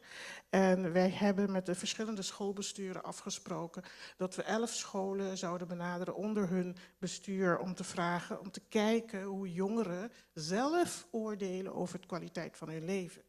En quality of life, zoals jullie weten, is de kerndefinitie van een sustainable, van een duurzaam perspectief. Dus de QLL-approach, de kwaliteit van leven, een fatsoenlijk leven, een decent life, een waardig bestaan voor iedereen, is de kerndefinitie van een duurzame toekomst. En ook dus een duurzaam Aruba. Deze pilotstudie hebben we dus uitgevoerd om te kijken hoe de jongeren zelf kijken of ervaren hoe hun levens eruit ziet. En niet zozeer sociaal werkers of managers of hun ouders. Maar wat vinden zij zelf, jongeren tussen 10 en 14 jaar. En we hebben heel bewust gekozen voor die categorie tussen de 10 en 14 jaar. Omdat zij voor het portaal staan van de adolescentie en kunnen reflecteren over wat goed en niet goed is. We hebben dit project geframed binnen de NISP, de National Integrated Strategy Planning van Aruba, Aruba 2025, het CAFT-rapport en natuurlijk ook het regeerakkoord van de huidige regering of destijds kabinet Wever-Kroes nummer 1. We hebben ook gekeken naar wat eigenlijk de framing is van het Sociaal Crisisplan. Een van de belangrijkste punten was natuurlijk om te kijken hoe oordelen of hoe kijken jongeren naar zichzelf en wat vinden zij zelf moeilijk of niet leuk. En tenslotte hebben we ook het analysemodel, het bronverbrennermodel gekozen, wat als een soort uitdiagram verschillende invloedssferen schetst die van invloed kunnen zijn op de kwaliteit van leven van met name kinderen of jongeren. We hebben een mixed methods approach toegepast. Dat betekent dat we zowel kwalitatief als kwantitatieve data hebben verzameld. We hebben in samenwerking met de CBS, maar ook zelf hebben we ongeveer 1000 leerlingetjes tussen 10 en 14 jaar gevraagd via een enquête op 5 categorieën wat ze ervan vinden, wat ze vinden van hun leven. En we hebben interviews afgenomen. Nou, dat kwalitatieve gedeelte, dat besloeg met name interviews met schoolmanagers. En die bestonden uit een directeur of een vice-directeur of adjunct-directeur, een sociaal-maatschappelijk werker, een IB'er of een interne begeleider of een leesmoeder. En bij de surveys hebben we alleen leerlingetjes van de 5e en 6e klasse van die 11 basisscholen over de verschillende districten van Aruba geënquêteerd. Dus zowel kwalitatief als kwantitatief data hebben we samengebracht en daaruit hebben we een analyse op basis of vanuit de bronverbrennermodel uitgevoerd. Nou, we hebben dat allemaal theoretisch natuurlijk al geframed, het Sociaal Crisisplan, het CAFT, waar met name de SDG's en het NISP waren onze theoretische houvast om al die data natuurlijk ook en de motivatie en de doelstelling van deze monitor of van deze analyse uit te kunnen voeren. Nou, welke scholen hebben meegewerkt? Nou, de scholen van SCOA, DPS en SPCOO. 3 schoolbesturen hebben destijds meegewerkt. De scholen die onder de SCOA vallen, die we hebben meegenomen in het onderzoek, ziet u hier zelf. We hebben ook DPS-scholen gevraagd om mee te doen. En we hebben natuurlijk de SPCOA-school meegevraagd. Nou, die mixed method approach, dat is wel eigenlijk een van toegevoegde waarde geweest, van added value geweest, omdat we op dat moment ook konden zien, wat ook eigenlijk de spreker voor mij al aangaf, dat zowel de managers, de leerkrachten, het management van de scholen een ervaring hadden, een zicht hadden, een visie hadden over hoe hun leerlingetjes eigenlijk omgingen met de verschillende uitdagingen in hun leven en de leerlingetjes zelf. Wat mij toen wel bijbleef en waarom ik ook uitgenodigd ben om hier te praten, is over het feit dat veel van de leerkrachten een duidelijke visie had over hoe de ouders, wat de rol van de ouders was ten aanzien van de kwaliteit van het leven van de leerlingetjes.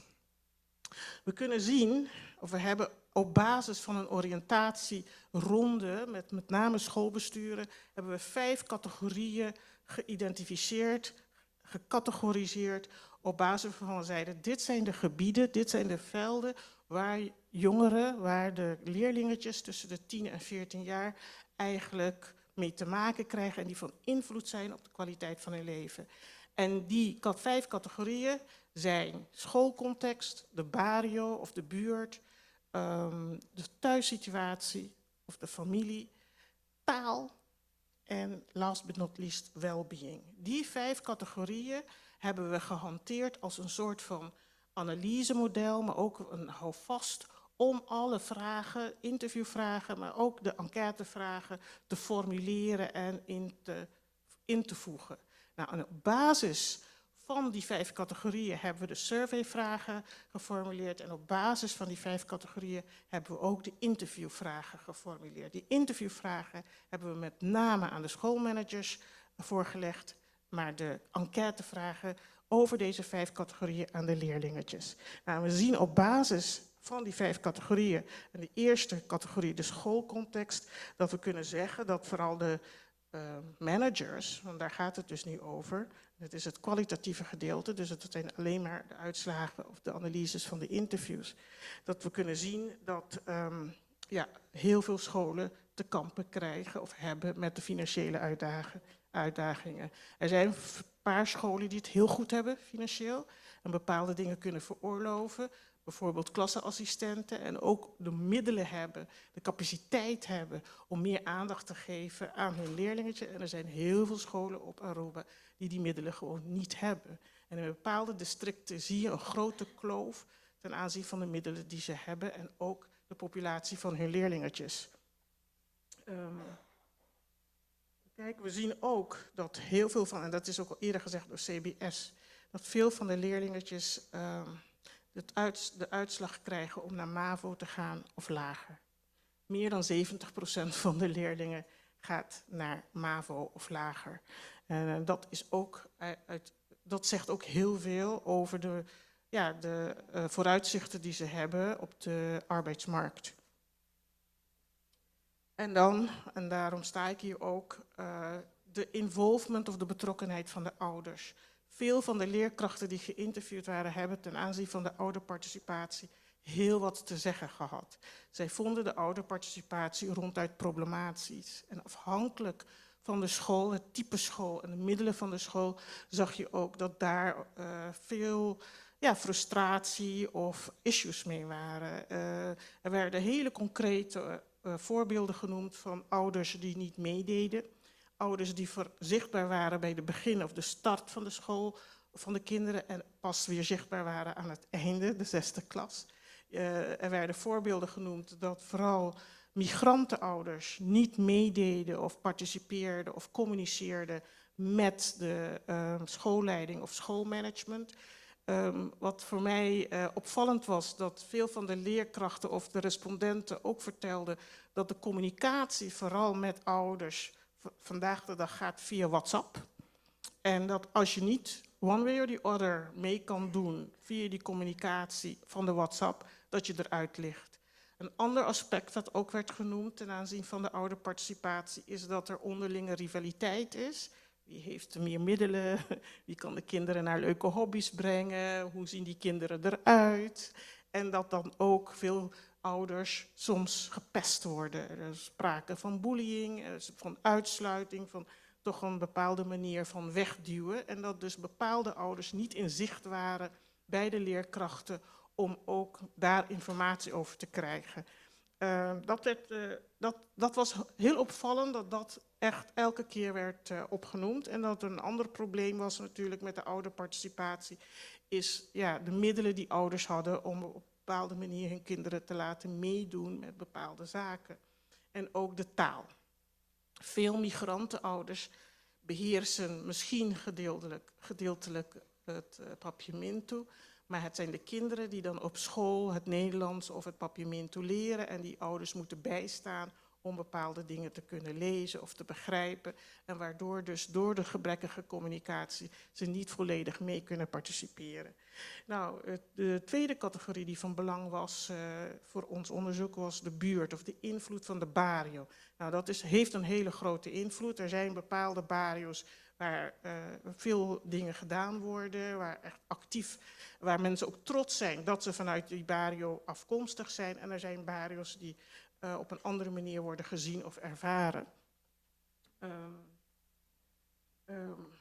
De regeringen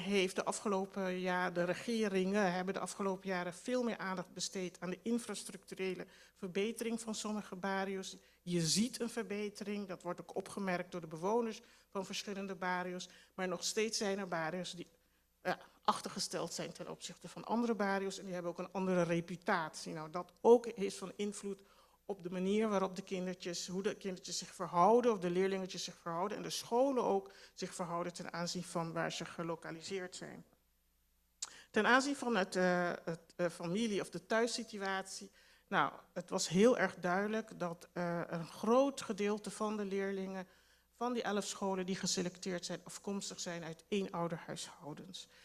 Vaak betekent dat die eenouderhuishouden bestaan uit alleenstaande moeders. En die alleenstaande moeders hebben vaak verschillende banen. En die zijn niet altijd bereikbaar of beschikbaar om actief mee te doen aan de scholen. En dat is dus een uitdaging. Dat betekent ook, dat werd ook al door de CBS onderstreept, dat het gemiddelde inkomen of besteedbaar inkomen van een huishouden nogal laag ligt. Ik zag bij CBS 2200 per maand bruto. In vele gevallen was het bij mij, of was het uit ons onderzoek lager, lag dat veel lager. Er zijn wel heel veel ouders of tweeverdieners, dus huishoudens bestaande uit tweeverdieners. Maar dat betekent wel vaak dat het ook samengestelde gezinnen zijn. Er werden ook genoemd dat er huishoudens zijn die het financieel goed hebben, heel goed hebben, waardoor leerkrachten ook problemen hebben met die leerlingen, omdat ze eigenlijk verwend zijn of op een bepaalde manier een bepaald gedrag vertonen. Zien toch wel, en dat is ook een heel belangrijk probleem, het werd ook al genoemd bij mijn voorgangers, dat verwaarlozing een van de grootste problemen waren die leerkrachten hadden opgemerkt. En wat betekent verwaarlozing? Dat ze merkten dat kinderen te laat of werden opgehaald of te laat op school kwamen, dat kinderen heel vaak ziek thuis bleven, maar vooral dat hygiëne, de manier waarop ze eruit zagen, dat toch een punt van zorg was. Dus verwaarlozing in hygiëne, appearances, verwaarlozing in de aandacht, het op tijd ophalen of brengen naar scholen of andere schoolgerelateerde activiteiten, werd gezien als een groot probleem ten aanzien van de thuissituatie waar de kinderen vandaan kwamen. Nou, taal hebben we gezien is een heel belangrijk punt voor wat betreft het welbevinden van leerlingetjes op school. Ik moet opschieten. En we hebben ook gezien dat well-being, gezondheid, ook een belangrijke categorie was, waar veel aandacht aan werd besteed. En dat veel scholen afhankelijk waren van de voorzieningen vanuit Ibiza of op andere manier, om de kindertjes op die manier tandartsverzorging of medische controle te laten uitvoeren. Wat we zien, een recap, is dat heel veel scholen dus gebrek hebben aan financiële voorzieningen, dat heel veel scholen te maken hebben met multiculturele studentenpopulatie en dat dat de uitdaging is van de toekomst. Dat dat ook betekent dat de taal en de taalbeheersing op scholen een belangrijk meer aandacht behoeft en dat tenslotte de gebrek aan adequate ouderparticipatie naar de scholen toe meer aandacht behoeft. We hebben nu, om het af te ronden, van de regering, van het ministerie van Sociale Zaken en Justitie het verzoek gekregen om een follow-up post-COVID onderzoek te doen. Dat betekent dat we nu alle scholen op Aruba gaan benaderen, onder alle schoolbesturen. As we speak zijn we al begonnen. We gaan alle kindertjes tussen 10 en 14 jaar nu enquêteren. We gaan alle schoolmanagers, alle 80% van de schoolmanagers interviewen. En we hebben vanwege de feedback die we hebben gekregen op de pilotresultaten nu ouders ook meenemen via focusgroepsessies en alle districten doen daaraan mee. We hopen voor het eind van het jaar deze analyses uit te kunnen voeren, zodat we een rapport kunnen uitbrengen met name de nadruk op mental health. Het is post-COVID en we hebben gezien dat de situatie, vooral sociaal-emotioneel, pre-COVID, want dat was de pilot, al alarmerend was. We hebben nu in opdracht van de minister van Sociale Zaken en Justitie en de minister van Onderwijs het verzoek gekregen om met name vragen te stellen over de mental health. Dat wordt nu onze opdracht en we hopen volgend jaar de bevindingen te kunnen presenteren.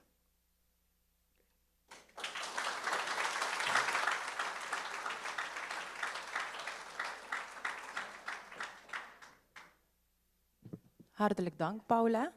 We kijken er naar uit. Naar de resultaten.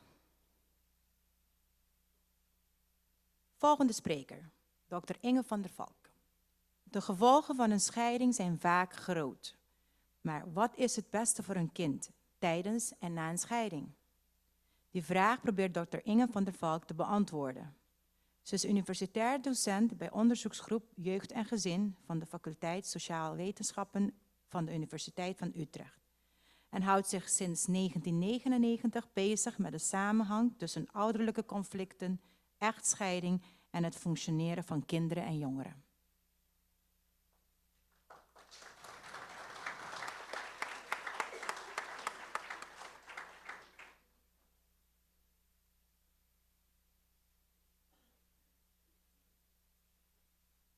Alsjeblieft. Dankjewel. Dankjewel voor de introductie. En goedemorgen. Fijn dat ik hier mag zijn. Ik ga dit proberen eraf te halen, want anders moet ik de hele tijd hier staan. Dat maakt het een beetje saai. En ik wil eerst even beginnen met Michella bedanken voordat ik hier sta. Voor al jouw voorwerk, je passie en je overtuigingskracht. En ook de commissie voortgezet ouderschap wil ik bedanken voor al hun voorwerk. Want zonder hun had ik hier ook niet gestaan. En ik moet zeggen dat ik in mijn presentatie die ik nu ga houden wel dankbaar gebruik maak van informatie die ik heb gekregen van onderzoekers hier. Dus onder andere Sylvia Magali, nou weet ik het niet meer, Maduro. Ik vind dat juist zo'n mooie naam. De gegevens die ik van haar heb en Desiree Helder van het Centraal Bureau van de Statistiek. En ook de spreker die net voor mij was. Ik heb die rapporten gelezen en ik heb die een beetje verwerkt in mijn verhaal. Omdat ik denk het heeft geen zin om hier te gaan praten over wat ik allemaal weet van onderzoek in Nederland. Het gaat erover van wat jullie op Aruba ermee kunnen. Ik ben al geïntroduceerd, dus dat gedeelte kan ik overslaan. En ik hoop dat jullie nu een plaatje zien van Utrecht. Dat is de universiteit waar ik werk. En Utrecht heeft best, ik weet niet wie Utrecht kent. Utrecht heeft best ook mooie gebouwen. Onder andere de Domtoren en het Academiegebouw zien we. En we zien ook Utrechtse grachten. Maar nu sta ik hier in één keer op Aruba. En Aruba is echt een schitterend eiland. Ik vind de stranden ontzettend mooi. Mooie gebouwen in Oranjestad heb ik gezien met mooie kleuren. En hele aardige mensen. En ja, Aruba wordt ook wel One Happy Island genoemd. Maar ik sta hier natuurlijk niet voor niks.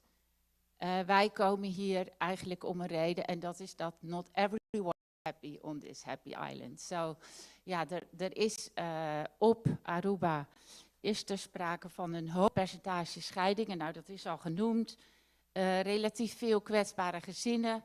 En een deel van de kinderen groeit op in moeilijke omstandigheden. En die kinderen die opgroeien in moeilijke omstandigheden, die hebben onder andere te maken met schooluitval, met armoede, met een lager welbevinden en met delinquent gedrag. En daar hebben ze zelf last van.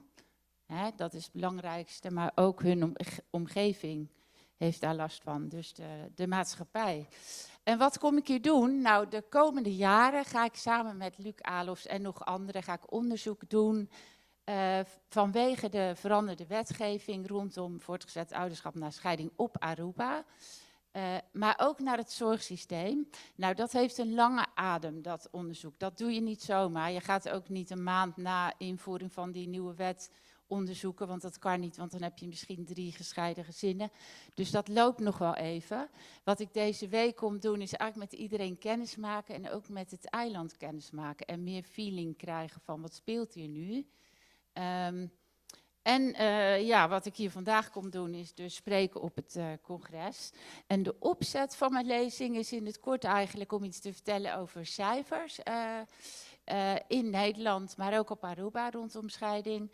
De gevolgen van scheiding voor kinderen die hiermee te maken krijgen, maar ook de rol die ouders hierbij spelen. Ik ga ook even kort in op kinderen in complexe scheiding. Dus ja, die hebben een extra risico op een aantal problemen. En ik wil iets vertellen over relevante onderzoeksbevindingen die eigenlijk een link hebben met wat hier op Aruba gaat gebeuren. En het doel daarvan is eigenlijk ja, dat iedereen ja, zo'n soort gezamenlijk besef krijgt van het belang van wat hier ja, gaat gebeuren. En dat ik hoop dat mensen inzicht hebben in ja, waarom het belangrijk is om dat ook samen te doen, die wetswijziging en dat ondersteuningssysteem, dat plan die major. Ben ik al bij de cijfers? Nee, sorry. In Nederland gaan elk jaar ongeveer 35.000 ouders uit elkaar. Nou, dat zijn ouders die formeel getrouwd zijn en die gaan echt scheiden. En daarnaast is er een toenemend aantal informele scheidingen. Dus dat zijn ouders die niet getrouwd zijn en die ja, verbroken samenwoonrelatie eigenlijk vormen. En dat aantal, dat is volgens mij net als op Aruba, is aan het toenemen. Dus het aantal echtscheidingen in Nederland neemt ietsjes af, maar het aantal informele relatieontbindingen neemt toe. En in Nederland is op Aruba is dus gemiddeld 2 kinderen per gezin naar scheiding betrokken. En in Nederland is dat ongeveer 1,5 kind.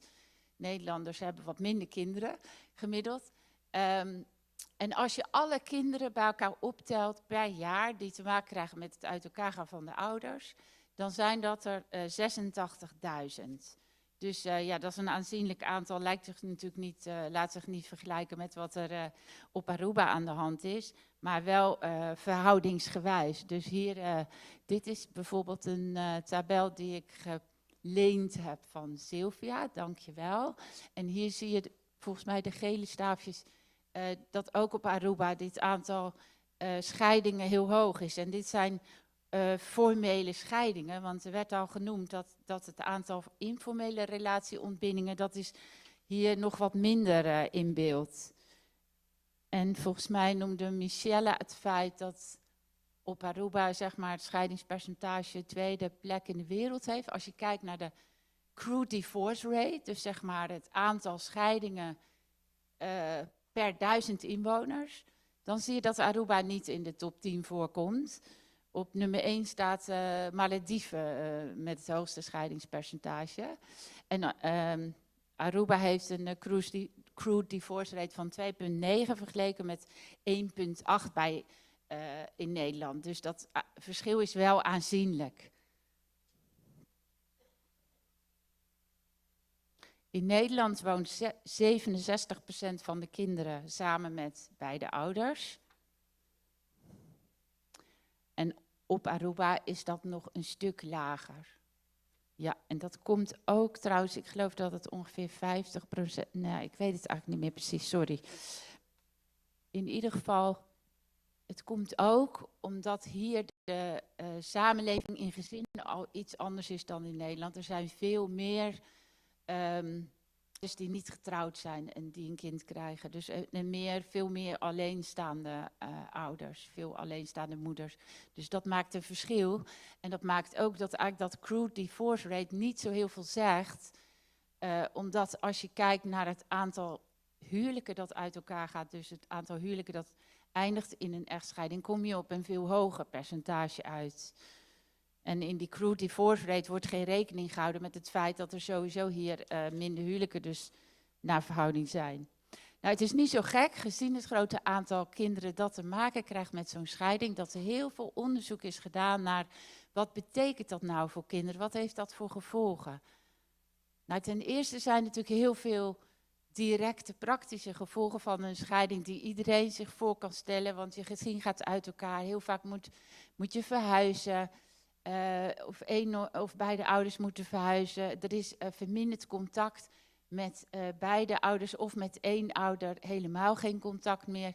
Kinderen krijgen vaak op den duur te maken met nieuwe gezinsleden, dus een nieuwe partner van vader of moeder of van allebei.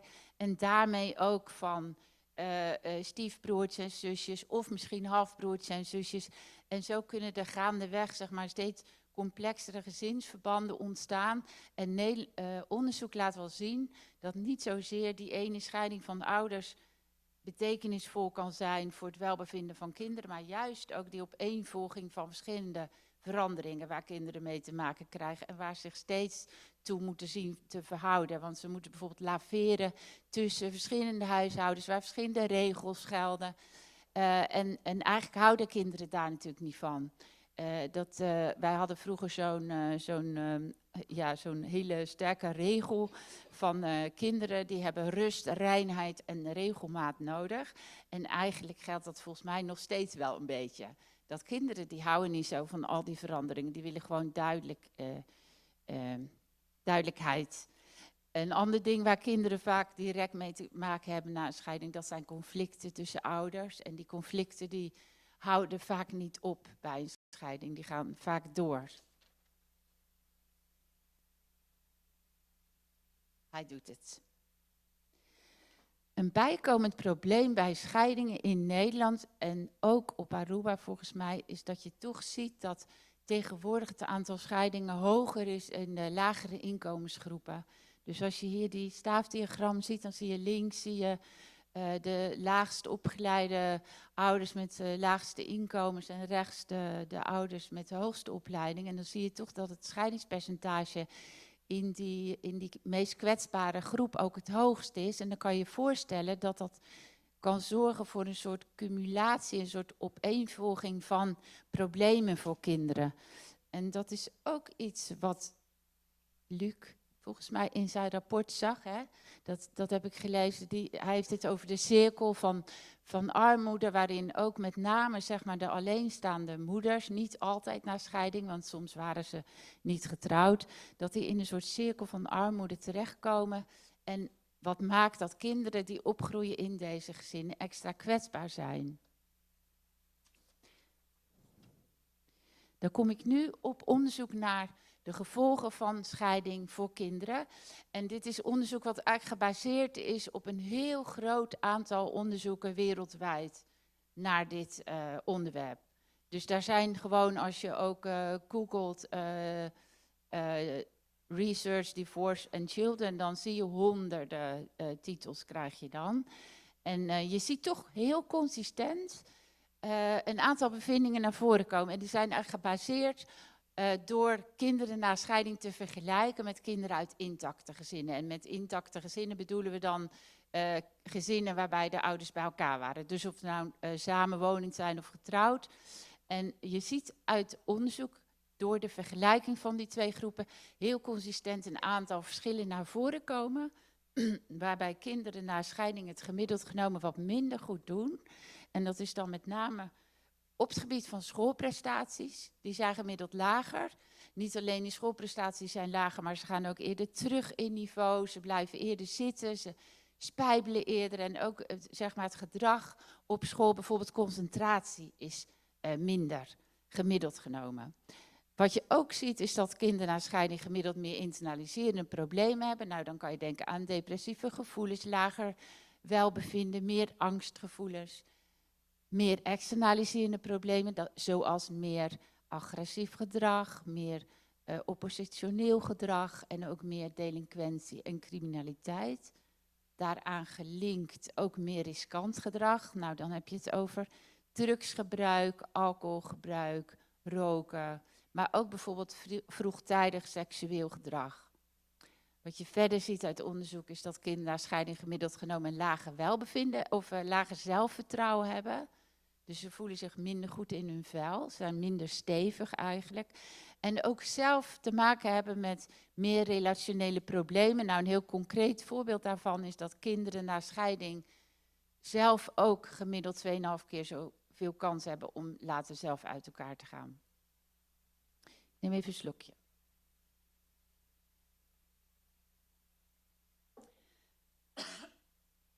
Als je dat hele riedeltje afgaat, dan lijkt het allemaal heel erg heftig te zijn. Sorry.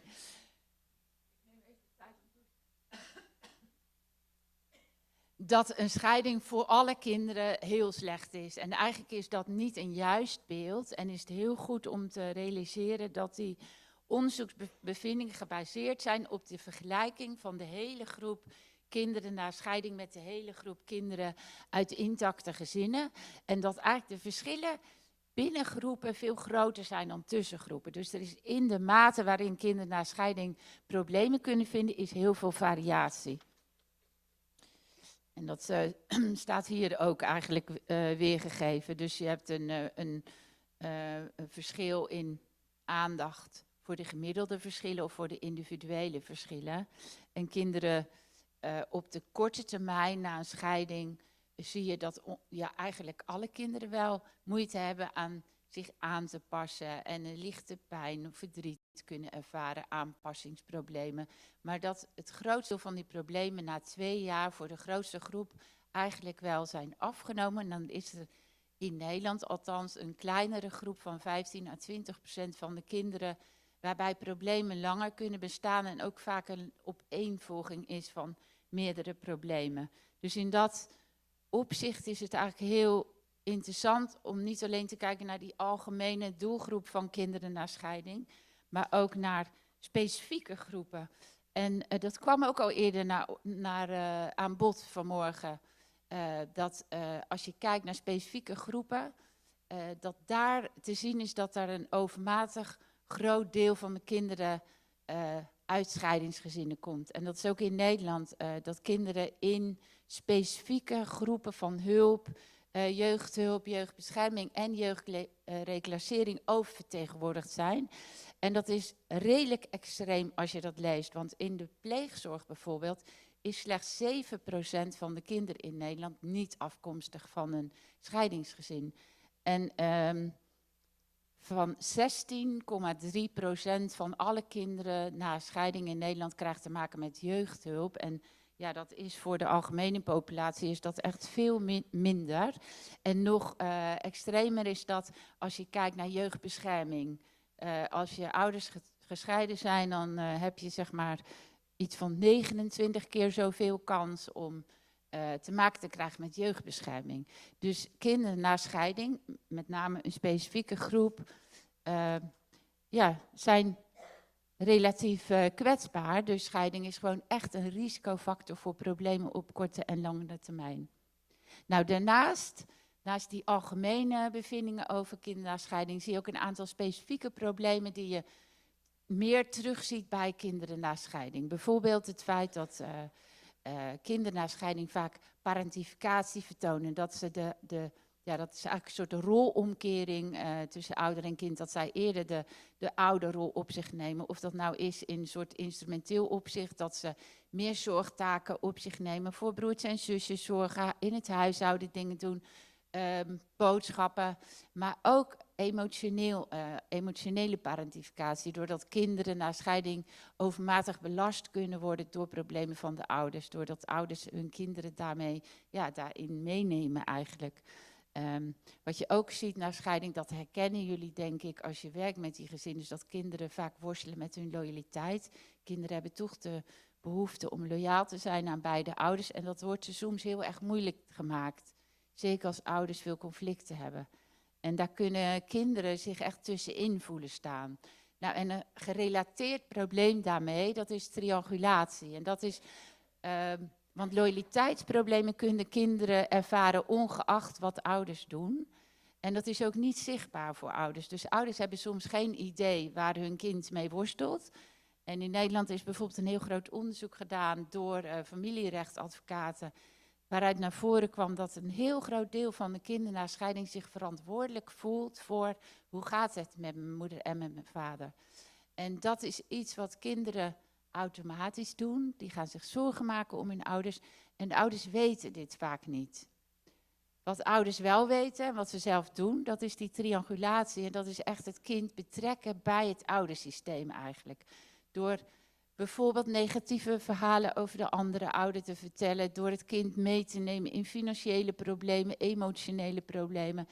En dat is echt een soort daadwerkelijk gedrag dat de ouders vertonen, waardoor kinderen zich knel kunnen voelen tussen hun beide ouders. Nou, een laatste specifiek probleem van kinderen na scheiding, wat je vrij veel ziet, is dat kinderen met de ene ouder een veel betere band kunnen hebben dan met de andere ouder. Dus het kan zijn dat één ouder helemaal uit beeld is. Het kan ook zijn dat hij vooral uit beeld is. Maar je ziet vaak dat de band met één ouder dan heel sterk is en met de andere ouder minder. En dan zou je zeggen van, nou dat is misschien ook wel fijn, want ja, dan kan die ene ouder compenseren voor de afwezigheid van die andere. Maar wat ik in onderzoek zie is toch vooral dat kinderen waarbij dit zo is, die hebben echt meer angstgevoelens, minder zelfvertrouwen en ook meer depressieve gevoelens. Dus het gaat met kinderen beter als ze een redelijke band kunnen hebben met beide ouders. En ja, dat komt hier ook nog naar voren. Want los natuurlijk van die bevindingen rondom scheiding, dus wat zijn de gevolgen van scheiding voor kinderen, is het belangrijk om te kijken van, en hoe komt dat nou? En welke factoren spelen daarbij een rol? Want pas dan kunnen we natuurlijk zorgen dat we ze daar misschien voor kunnen beschermen voor die negatieve gevolgen. En er werd van oudsher heel vaak gekeken naar kwantiteit van het contact in plaats van kwaliteit van het contact. Dus hoe vaak is het kind bij moeder, hoe vaak is het kind bij vader? En dat was een beetje zo'n gedachte van dat het met kinderen na scheiding slechter ging, omdat vader meer uit beeld was. Maar die bevinding is eigenlijk losgelaten en er wordt nu meer gekeken naar de kwaliteit van de relatie. Dus bijvoorbeeld hoeveel warmte is er in de ouder-kindrelatie? Zijn ouders betrokken bij hun kind? Worden kinderen gesteund door hun ouder? En daarbij zie je dus dat die kwaliteit veel belangrijker is dan die kwantiteit. Maar kwantiteit is natuurlijk wel een voorwaarde voor kwaliteit. Want als je een van je ouders niet ziet, kan je er ook geen relatie mee hebben. Nou, wat die kwantiteit betreft zie je in Nederland een enorme verschuiving is er opgetreden in hoe kinderen na scheiding eigenlijk wonen. Dus ik denk een jaar of 30 geleden zag je toch nog wel de meerderheid van de kinderen die vooral bij moeder woonden en dan af en toe vader zag. En de standaardregeling daarbij was dat kinderen om het weekend bij vader waren en de rest bij moeder. Nou, sinds die wetswijziging in Nederland, die in 2009 plaatsvond, zie je wel een geleidelijke toename van kinderen die opgroeien in beide huishoudens. Dus zowel bij vader als moeder.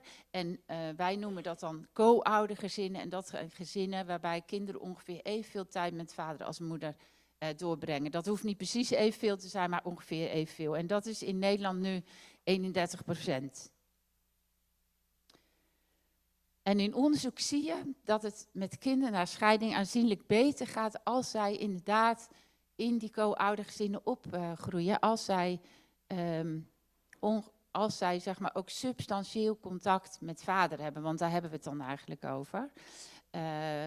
Wat je vooral ziet is dat een band met beide ouders positief is voor hoe het met kinderen gaat. En wat in Nederland ook nog vaak of lang bleef bestaan, was de gedachte van ja, maar moeder is de betere verzorger, moeder voelt het beter aan, moeder is beter met jongere kinderen.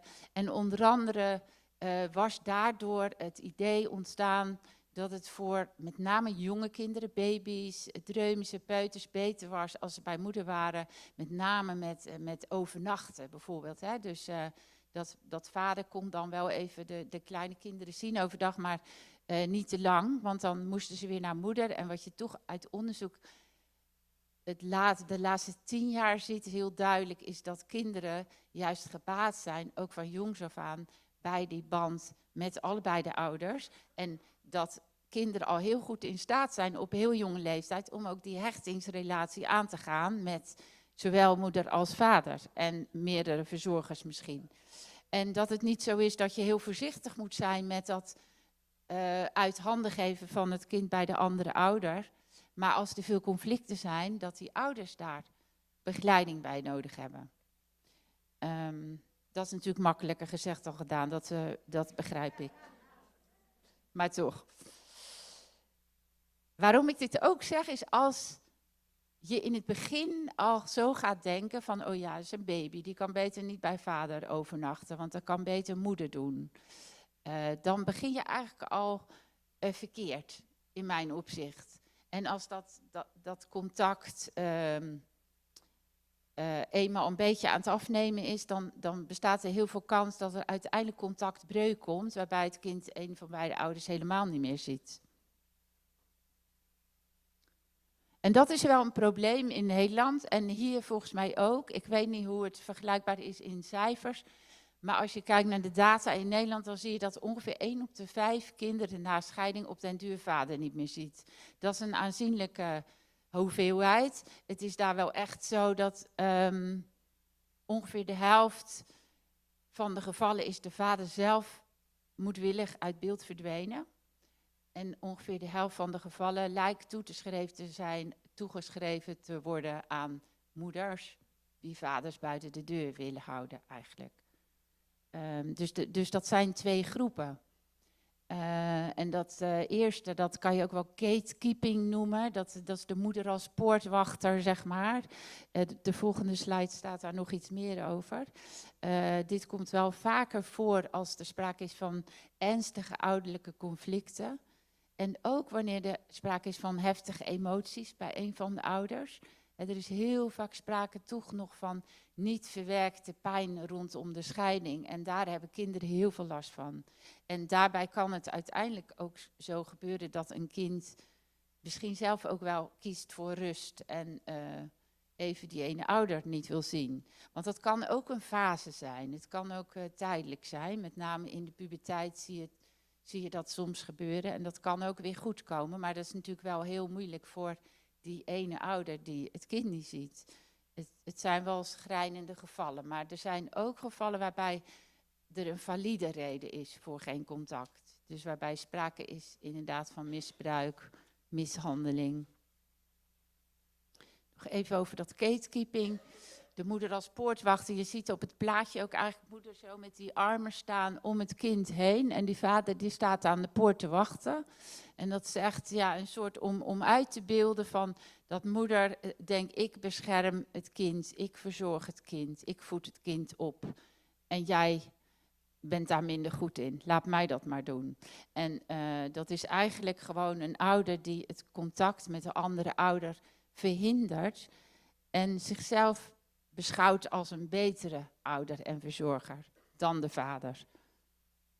Nou, hierin speelt wel cultuur een belangrijke rol. Ik realiseer me dat het hier op Aruba toch anders is dan in Nederland, waar je toch meer gelijkwaardigheid hebt in de rol- en taakopvatting. En kinderen opgroeien vaak in gezinnen met beide ouders. Het is wel in Nederland ook zo dat als de meer traditionele rol- en taakverdeling was, dus moeder deed huishouding en de verzorging en opvoeding van de kinderen, en ze gaan scheiden, dan hebben moeders ook meer moeite met het uit handen geven van die kinderen aan vader. Ja, dit is nog even om uit te beelden. Ik ga het even niet uitleggen, want ik probeer even de tijd in te lopen.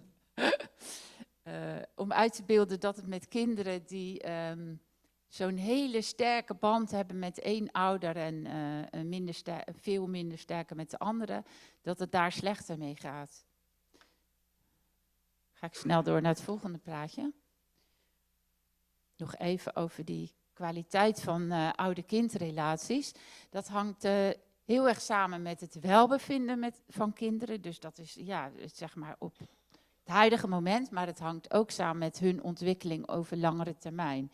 Wat je bijvoorbeeld ziet, dat is een hele sterke, wel bijzondere bevinding, is dat meisjes die een goede band hebben met hun vader, dat is heel goed voor hun zelfvertrouwen 10 jaar later. Dus dat werkt echt ook langere tijd door, die band met vader.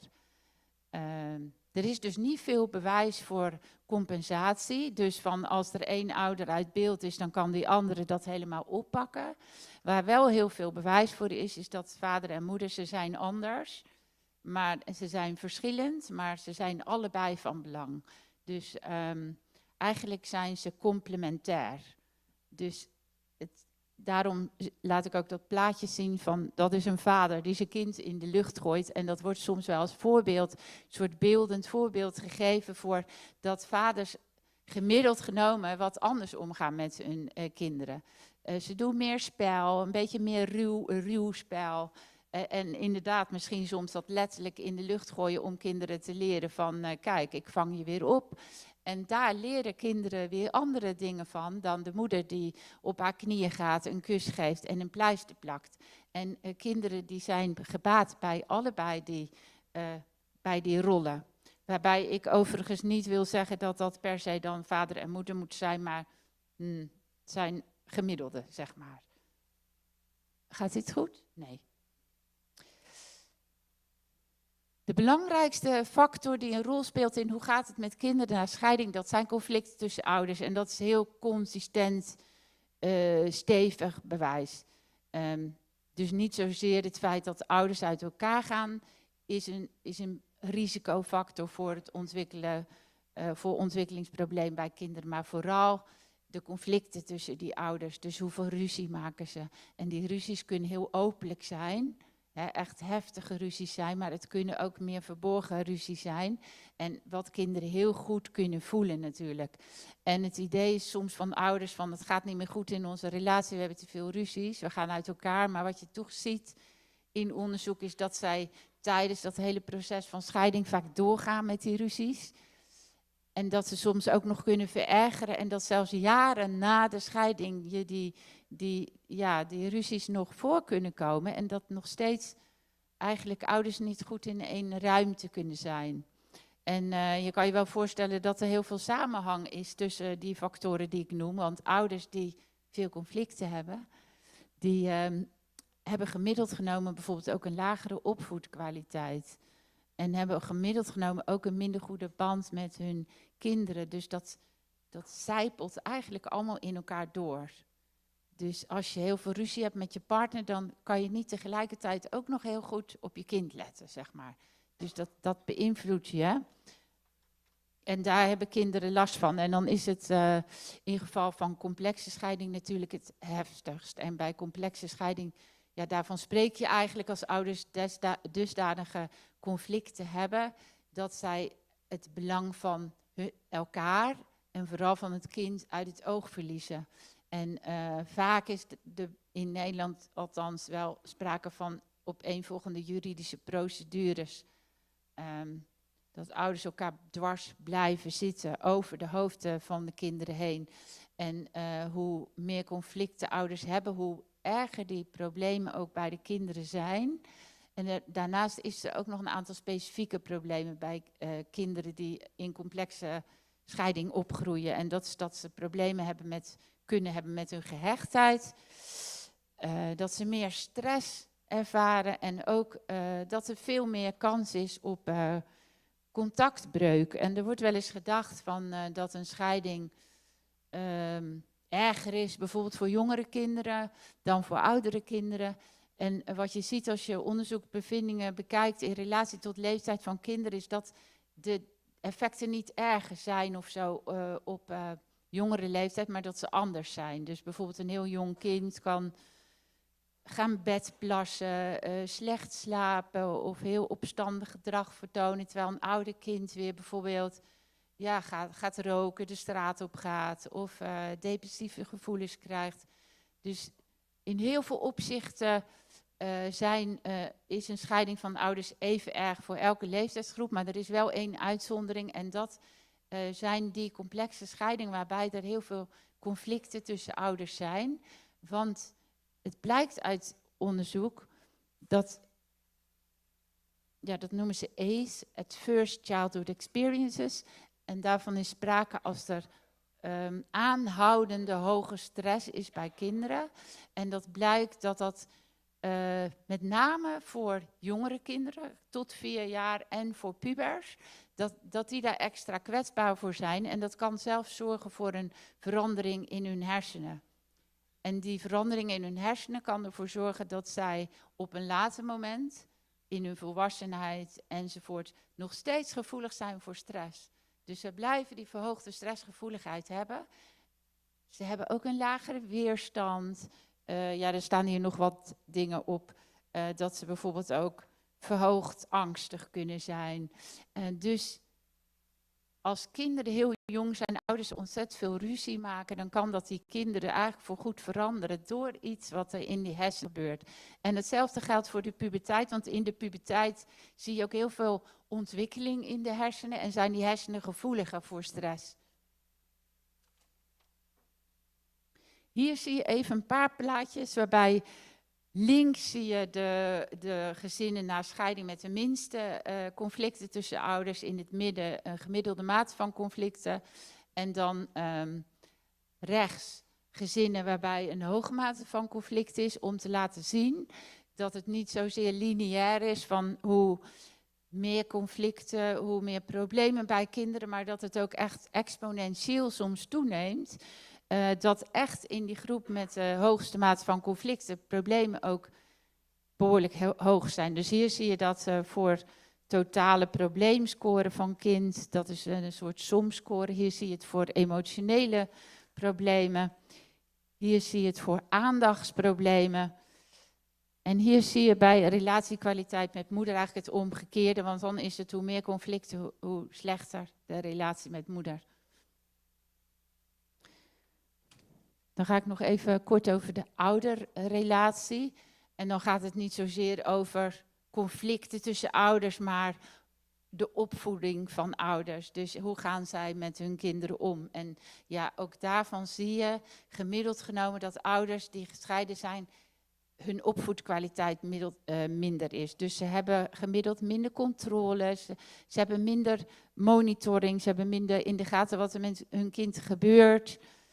En ze zijn ook minder sensitief voor de noden van hun kind. Dus een ouder die veel in beslag wordt genomen door zijn eigen problemen, die heeft minder oog voor hoe het met zijn kind gaat. En dat zie je soms ook in onderzoek terug. Als wij vragen, wij betrekken altijd kinderen zelf in onderzoek. We willen altijd van kinderen zelf weten, hoe gaat het met je?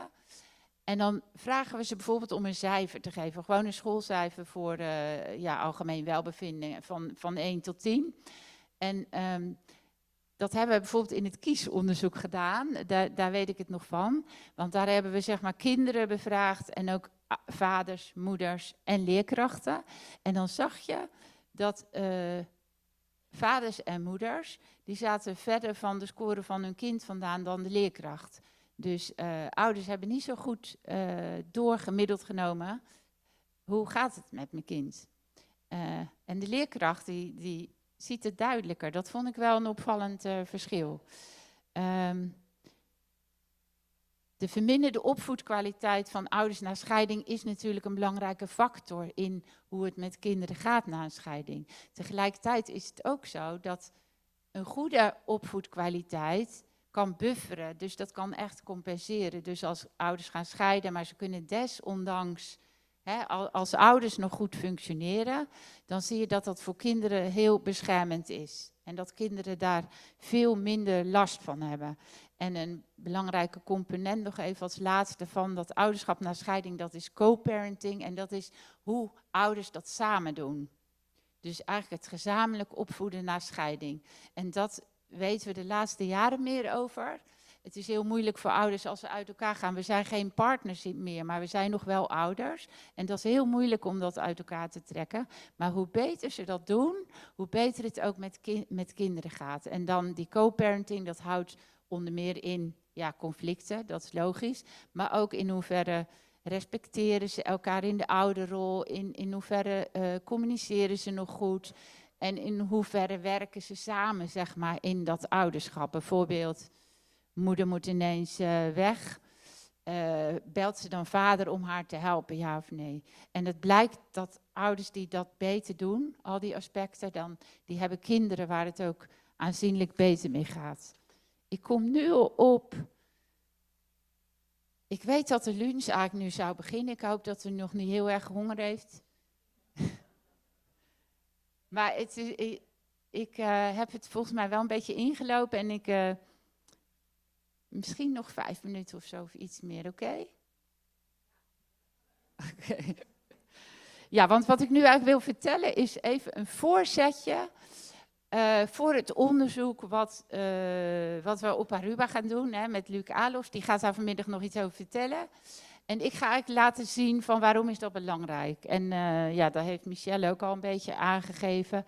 En wat ik vooral denk, is in Nederland lopen wij natuurlijk ietsjes voor met die wetgeving, want die was al in 2009.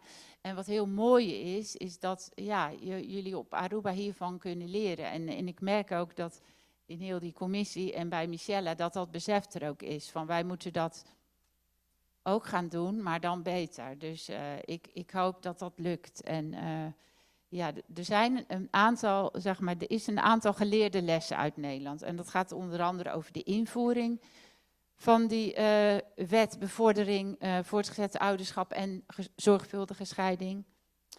Het gaat ook over in hoeverre ouders de afspraken die ze maken in dat ouderschapsplan ook naleven, ja of nee. En het gaat even over het effectonderzoek naar kies, meer specifiek, om te laten zien, als je iets doet, als je kinderen ondersteunt, als je oog hebt voor die kinderen concreet, heeft dat ook effect.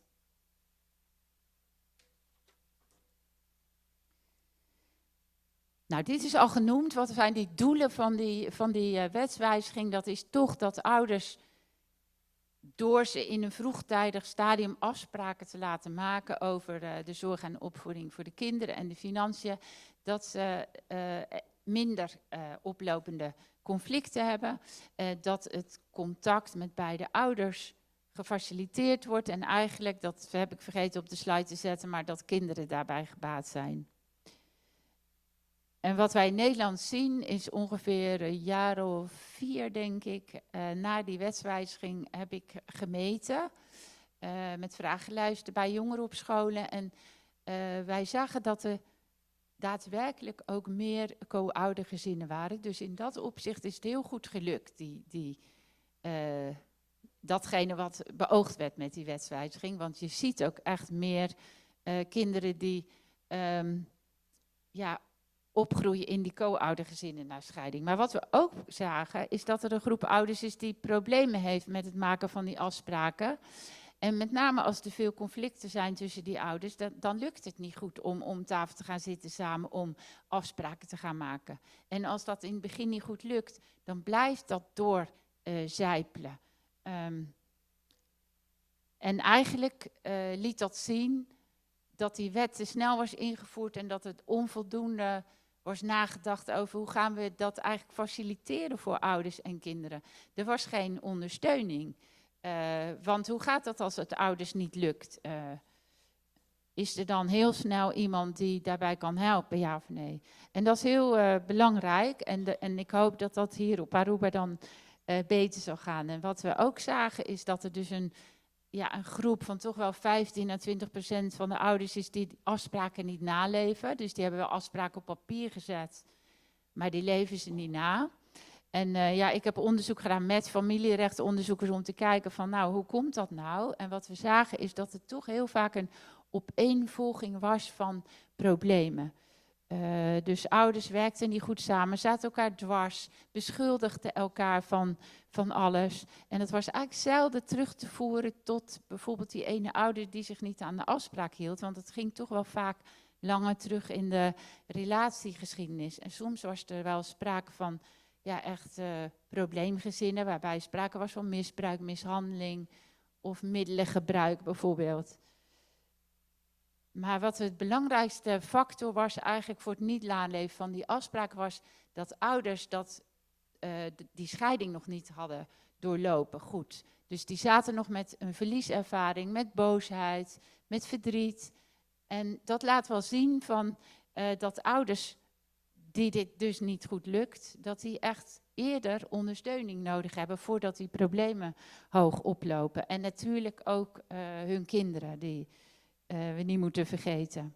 En wat we zagen is dat die kinderen in die gezinnen waarbij de slechte naleving van afspraken was, die hadden meer loyaliteitsproblemen en voelden zich ook slechter. Dus kinderen hadden daar last van.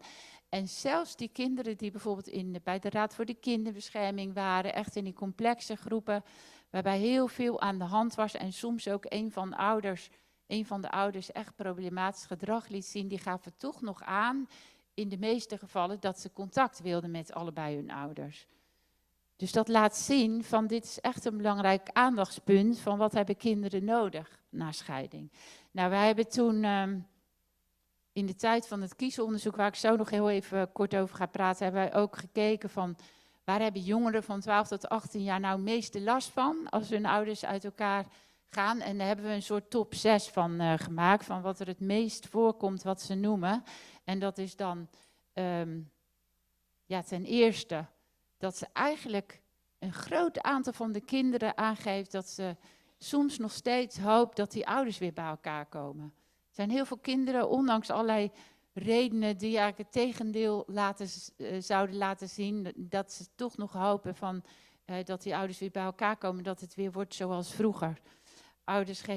Kinderen geven ook vaak aan dat ze heel vaak het gevoel hebben dat ze partij moeten kiezen tussen allebei de ouders. Dat ze iets willen veranderen, maar ze weten niet hoe. Dus gebrek aan handvaten en controle. Kinderen geven aan dat ze veel last hebben van spanning in huis. En ook een aanzienlijk deel van de kinderen geeft aan last te hebben van schuldgevoel. Dus ze denken dat het hun schuld is dat de ouders ruzie maken, of dat het hun schuld is dat de ouders uit elkaar zijn. En tenslotte zijn er echt veel kinderen, dat is ongeveer 30% of 33% van de kinderen na scheiding die aangeeft dat ze vader vaker willen zien. Nou, dit is dus wat je krijgt als je het gewoon aan kinderen zelf vraagt. En het is belangrijk om mee te nemen in de hulp. En dat hebben we onder andere ook onderzocht in het kiesonderzoek. Dat is al een aantal jaar geleden. En dat was een heel groot onderzoek in Nederland naar kinderen die het programma Kies volgden, maar die vergeleken we met een groep kinderen die geen Kies kregen. Dus dat is eigenlijk zo'n mooi wetenschappelijk onderzoek met echt een controlegroep van kinderen die in alle opzichten vergelijkbaar waren met de kinderen die Kies kregen. En die kinderen hebben voorafgaand aan Kies, hebben we ze in het onderzoek meegenomen, ook direct na afloop van Kies, een half jaar en een jaar daarna nog eens. En niet alleen die kinderen, maar ook de ouders en de leerkrachten vragenlijsten voorgelegd. En de hoofdvraag was natuurlijk van, heeft het zin om Kies te doen? Zien we positieve effecten? En eigenlijk is het belangrijkste om te laten zien, denk ik, dit. Het is heel lastig om meetbaar te krijgen van of iets zin is of zin heeft, of dat het effectief is. Want het zijn vaak lastige maten. En ik denk dat het belangrijkste eigenlijk is dat je aan het kiesonderzoek zag dat kinderen zelf zo heel blij waren dat het er was. Dus het cijfer, ze mochten een cijfer geven voor hoe tevreden ze waren. Vooraf moesten ze zeggen van hoeveel zin ze hadden om mee te doen. En dan tussentijds werd nog een keer gevraagd van hoe ze tevreden ze waren. En aan het eind, en je ziet dat rapportcijfer wat kinderen zelf geven aan het programma Kies, is 8,9. Nou, dat is een superhoog cijfer. En dat, ik denk heel belangrijk, kinderen zijn blij dat het er is. En als je het aan ouders en leerkrachten vraagt, dan heeft het nut. Dus hoe zinvol is het? Dan zie je ook dat de meerderheid van ouders en leerkrachten aangeeft dat ze het inderdaad het nut inzien. Dat ze het daarmee eens zijn, dat het nuttig is. En wat we dan zagen aan harde statistische significante bevindingen over kinderen die Kies volgden, dat was dat Kies kinderen minder probleemgedrag vertoonden. Ze hadden minder problemen met leeftijdsgenoten en ook minder emotionele problemen. Ze hadden een hoger welbevinden, betere communicatie met vader en moeder. En ook een minder schuldgevoelens en gevoelens van verantwoordelijkheid voor de scheiding. En je zag ook echt, een jaar na Kies, zag je nog steeds die effecten terug. Dat leek me eigenlijk een mooi einde, een mooi positief einde van het heeft ook echt zin dus om kinderen te ondersteunen met het ondersteunen van die kinderen en een stem geven van die kinderen. Doe je ook iets bij die ouders en dat heeft echt zin, ook op langere termijn. En ook al was het alleen maar om kinderen een plek te geven om te vertellen hoe het voor hun is, dat ze zich erkend voelen, dan heeft het eigenlijk al zin. Dit was mijn conclusie, dat de wetswijziging lijkt een goed idee te zijn, maar zuiver die wetswijziging zonder daarnaast nog iets te doen is geen goed idee. Dus die goede ondersteuning daarnaast met mediation, met Kies, daar hoop ik echt het beste van voor Aruba. Dank jullie wel.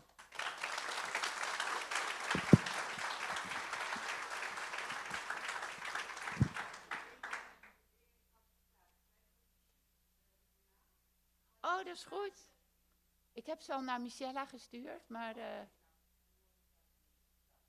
dank je wel.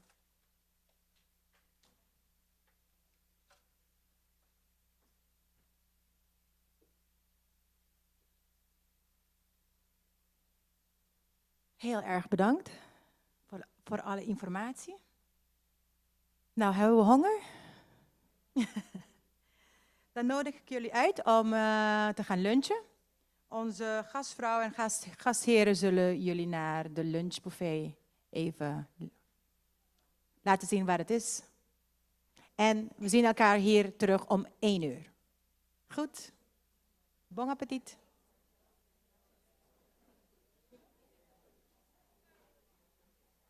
De inhoud van Kies komt na de lunch.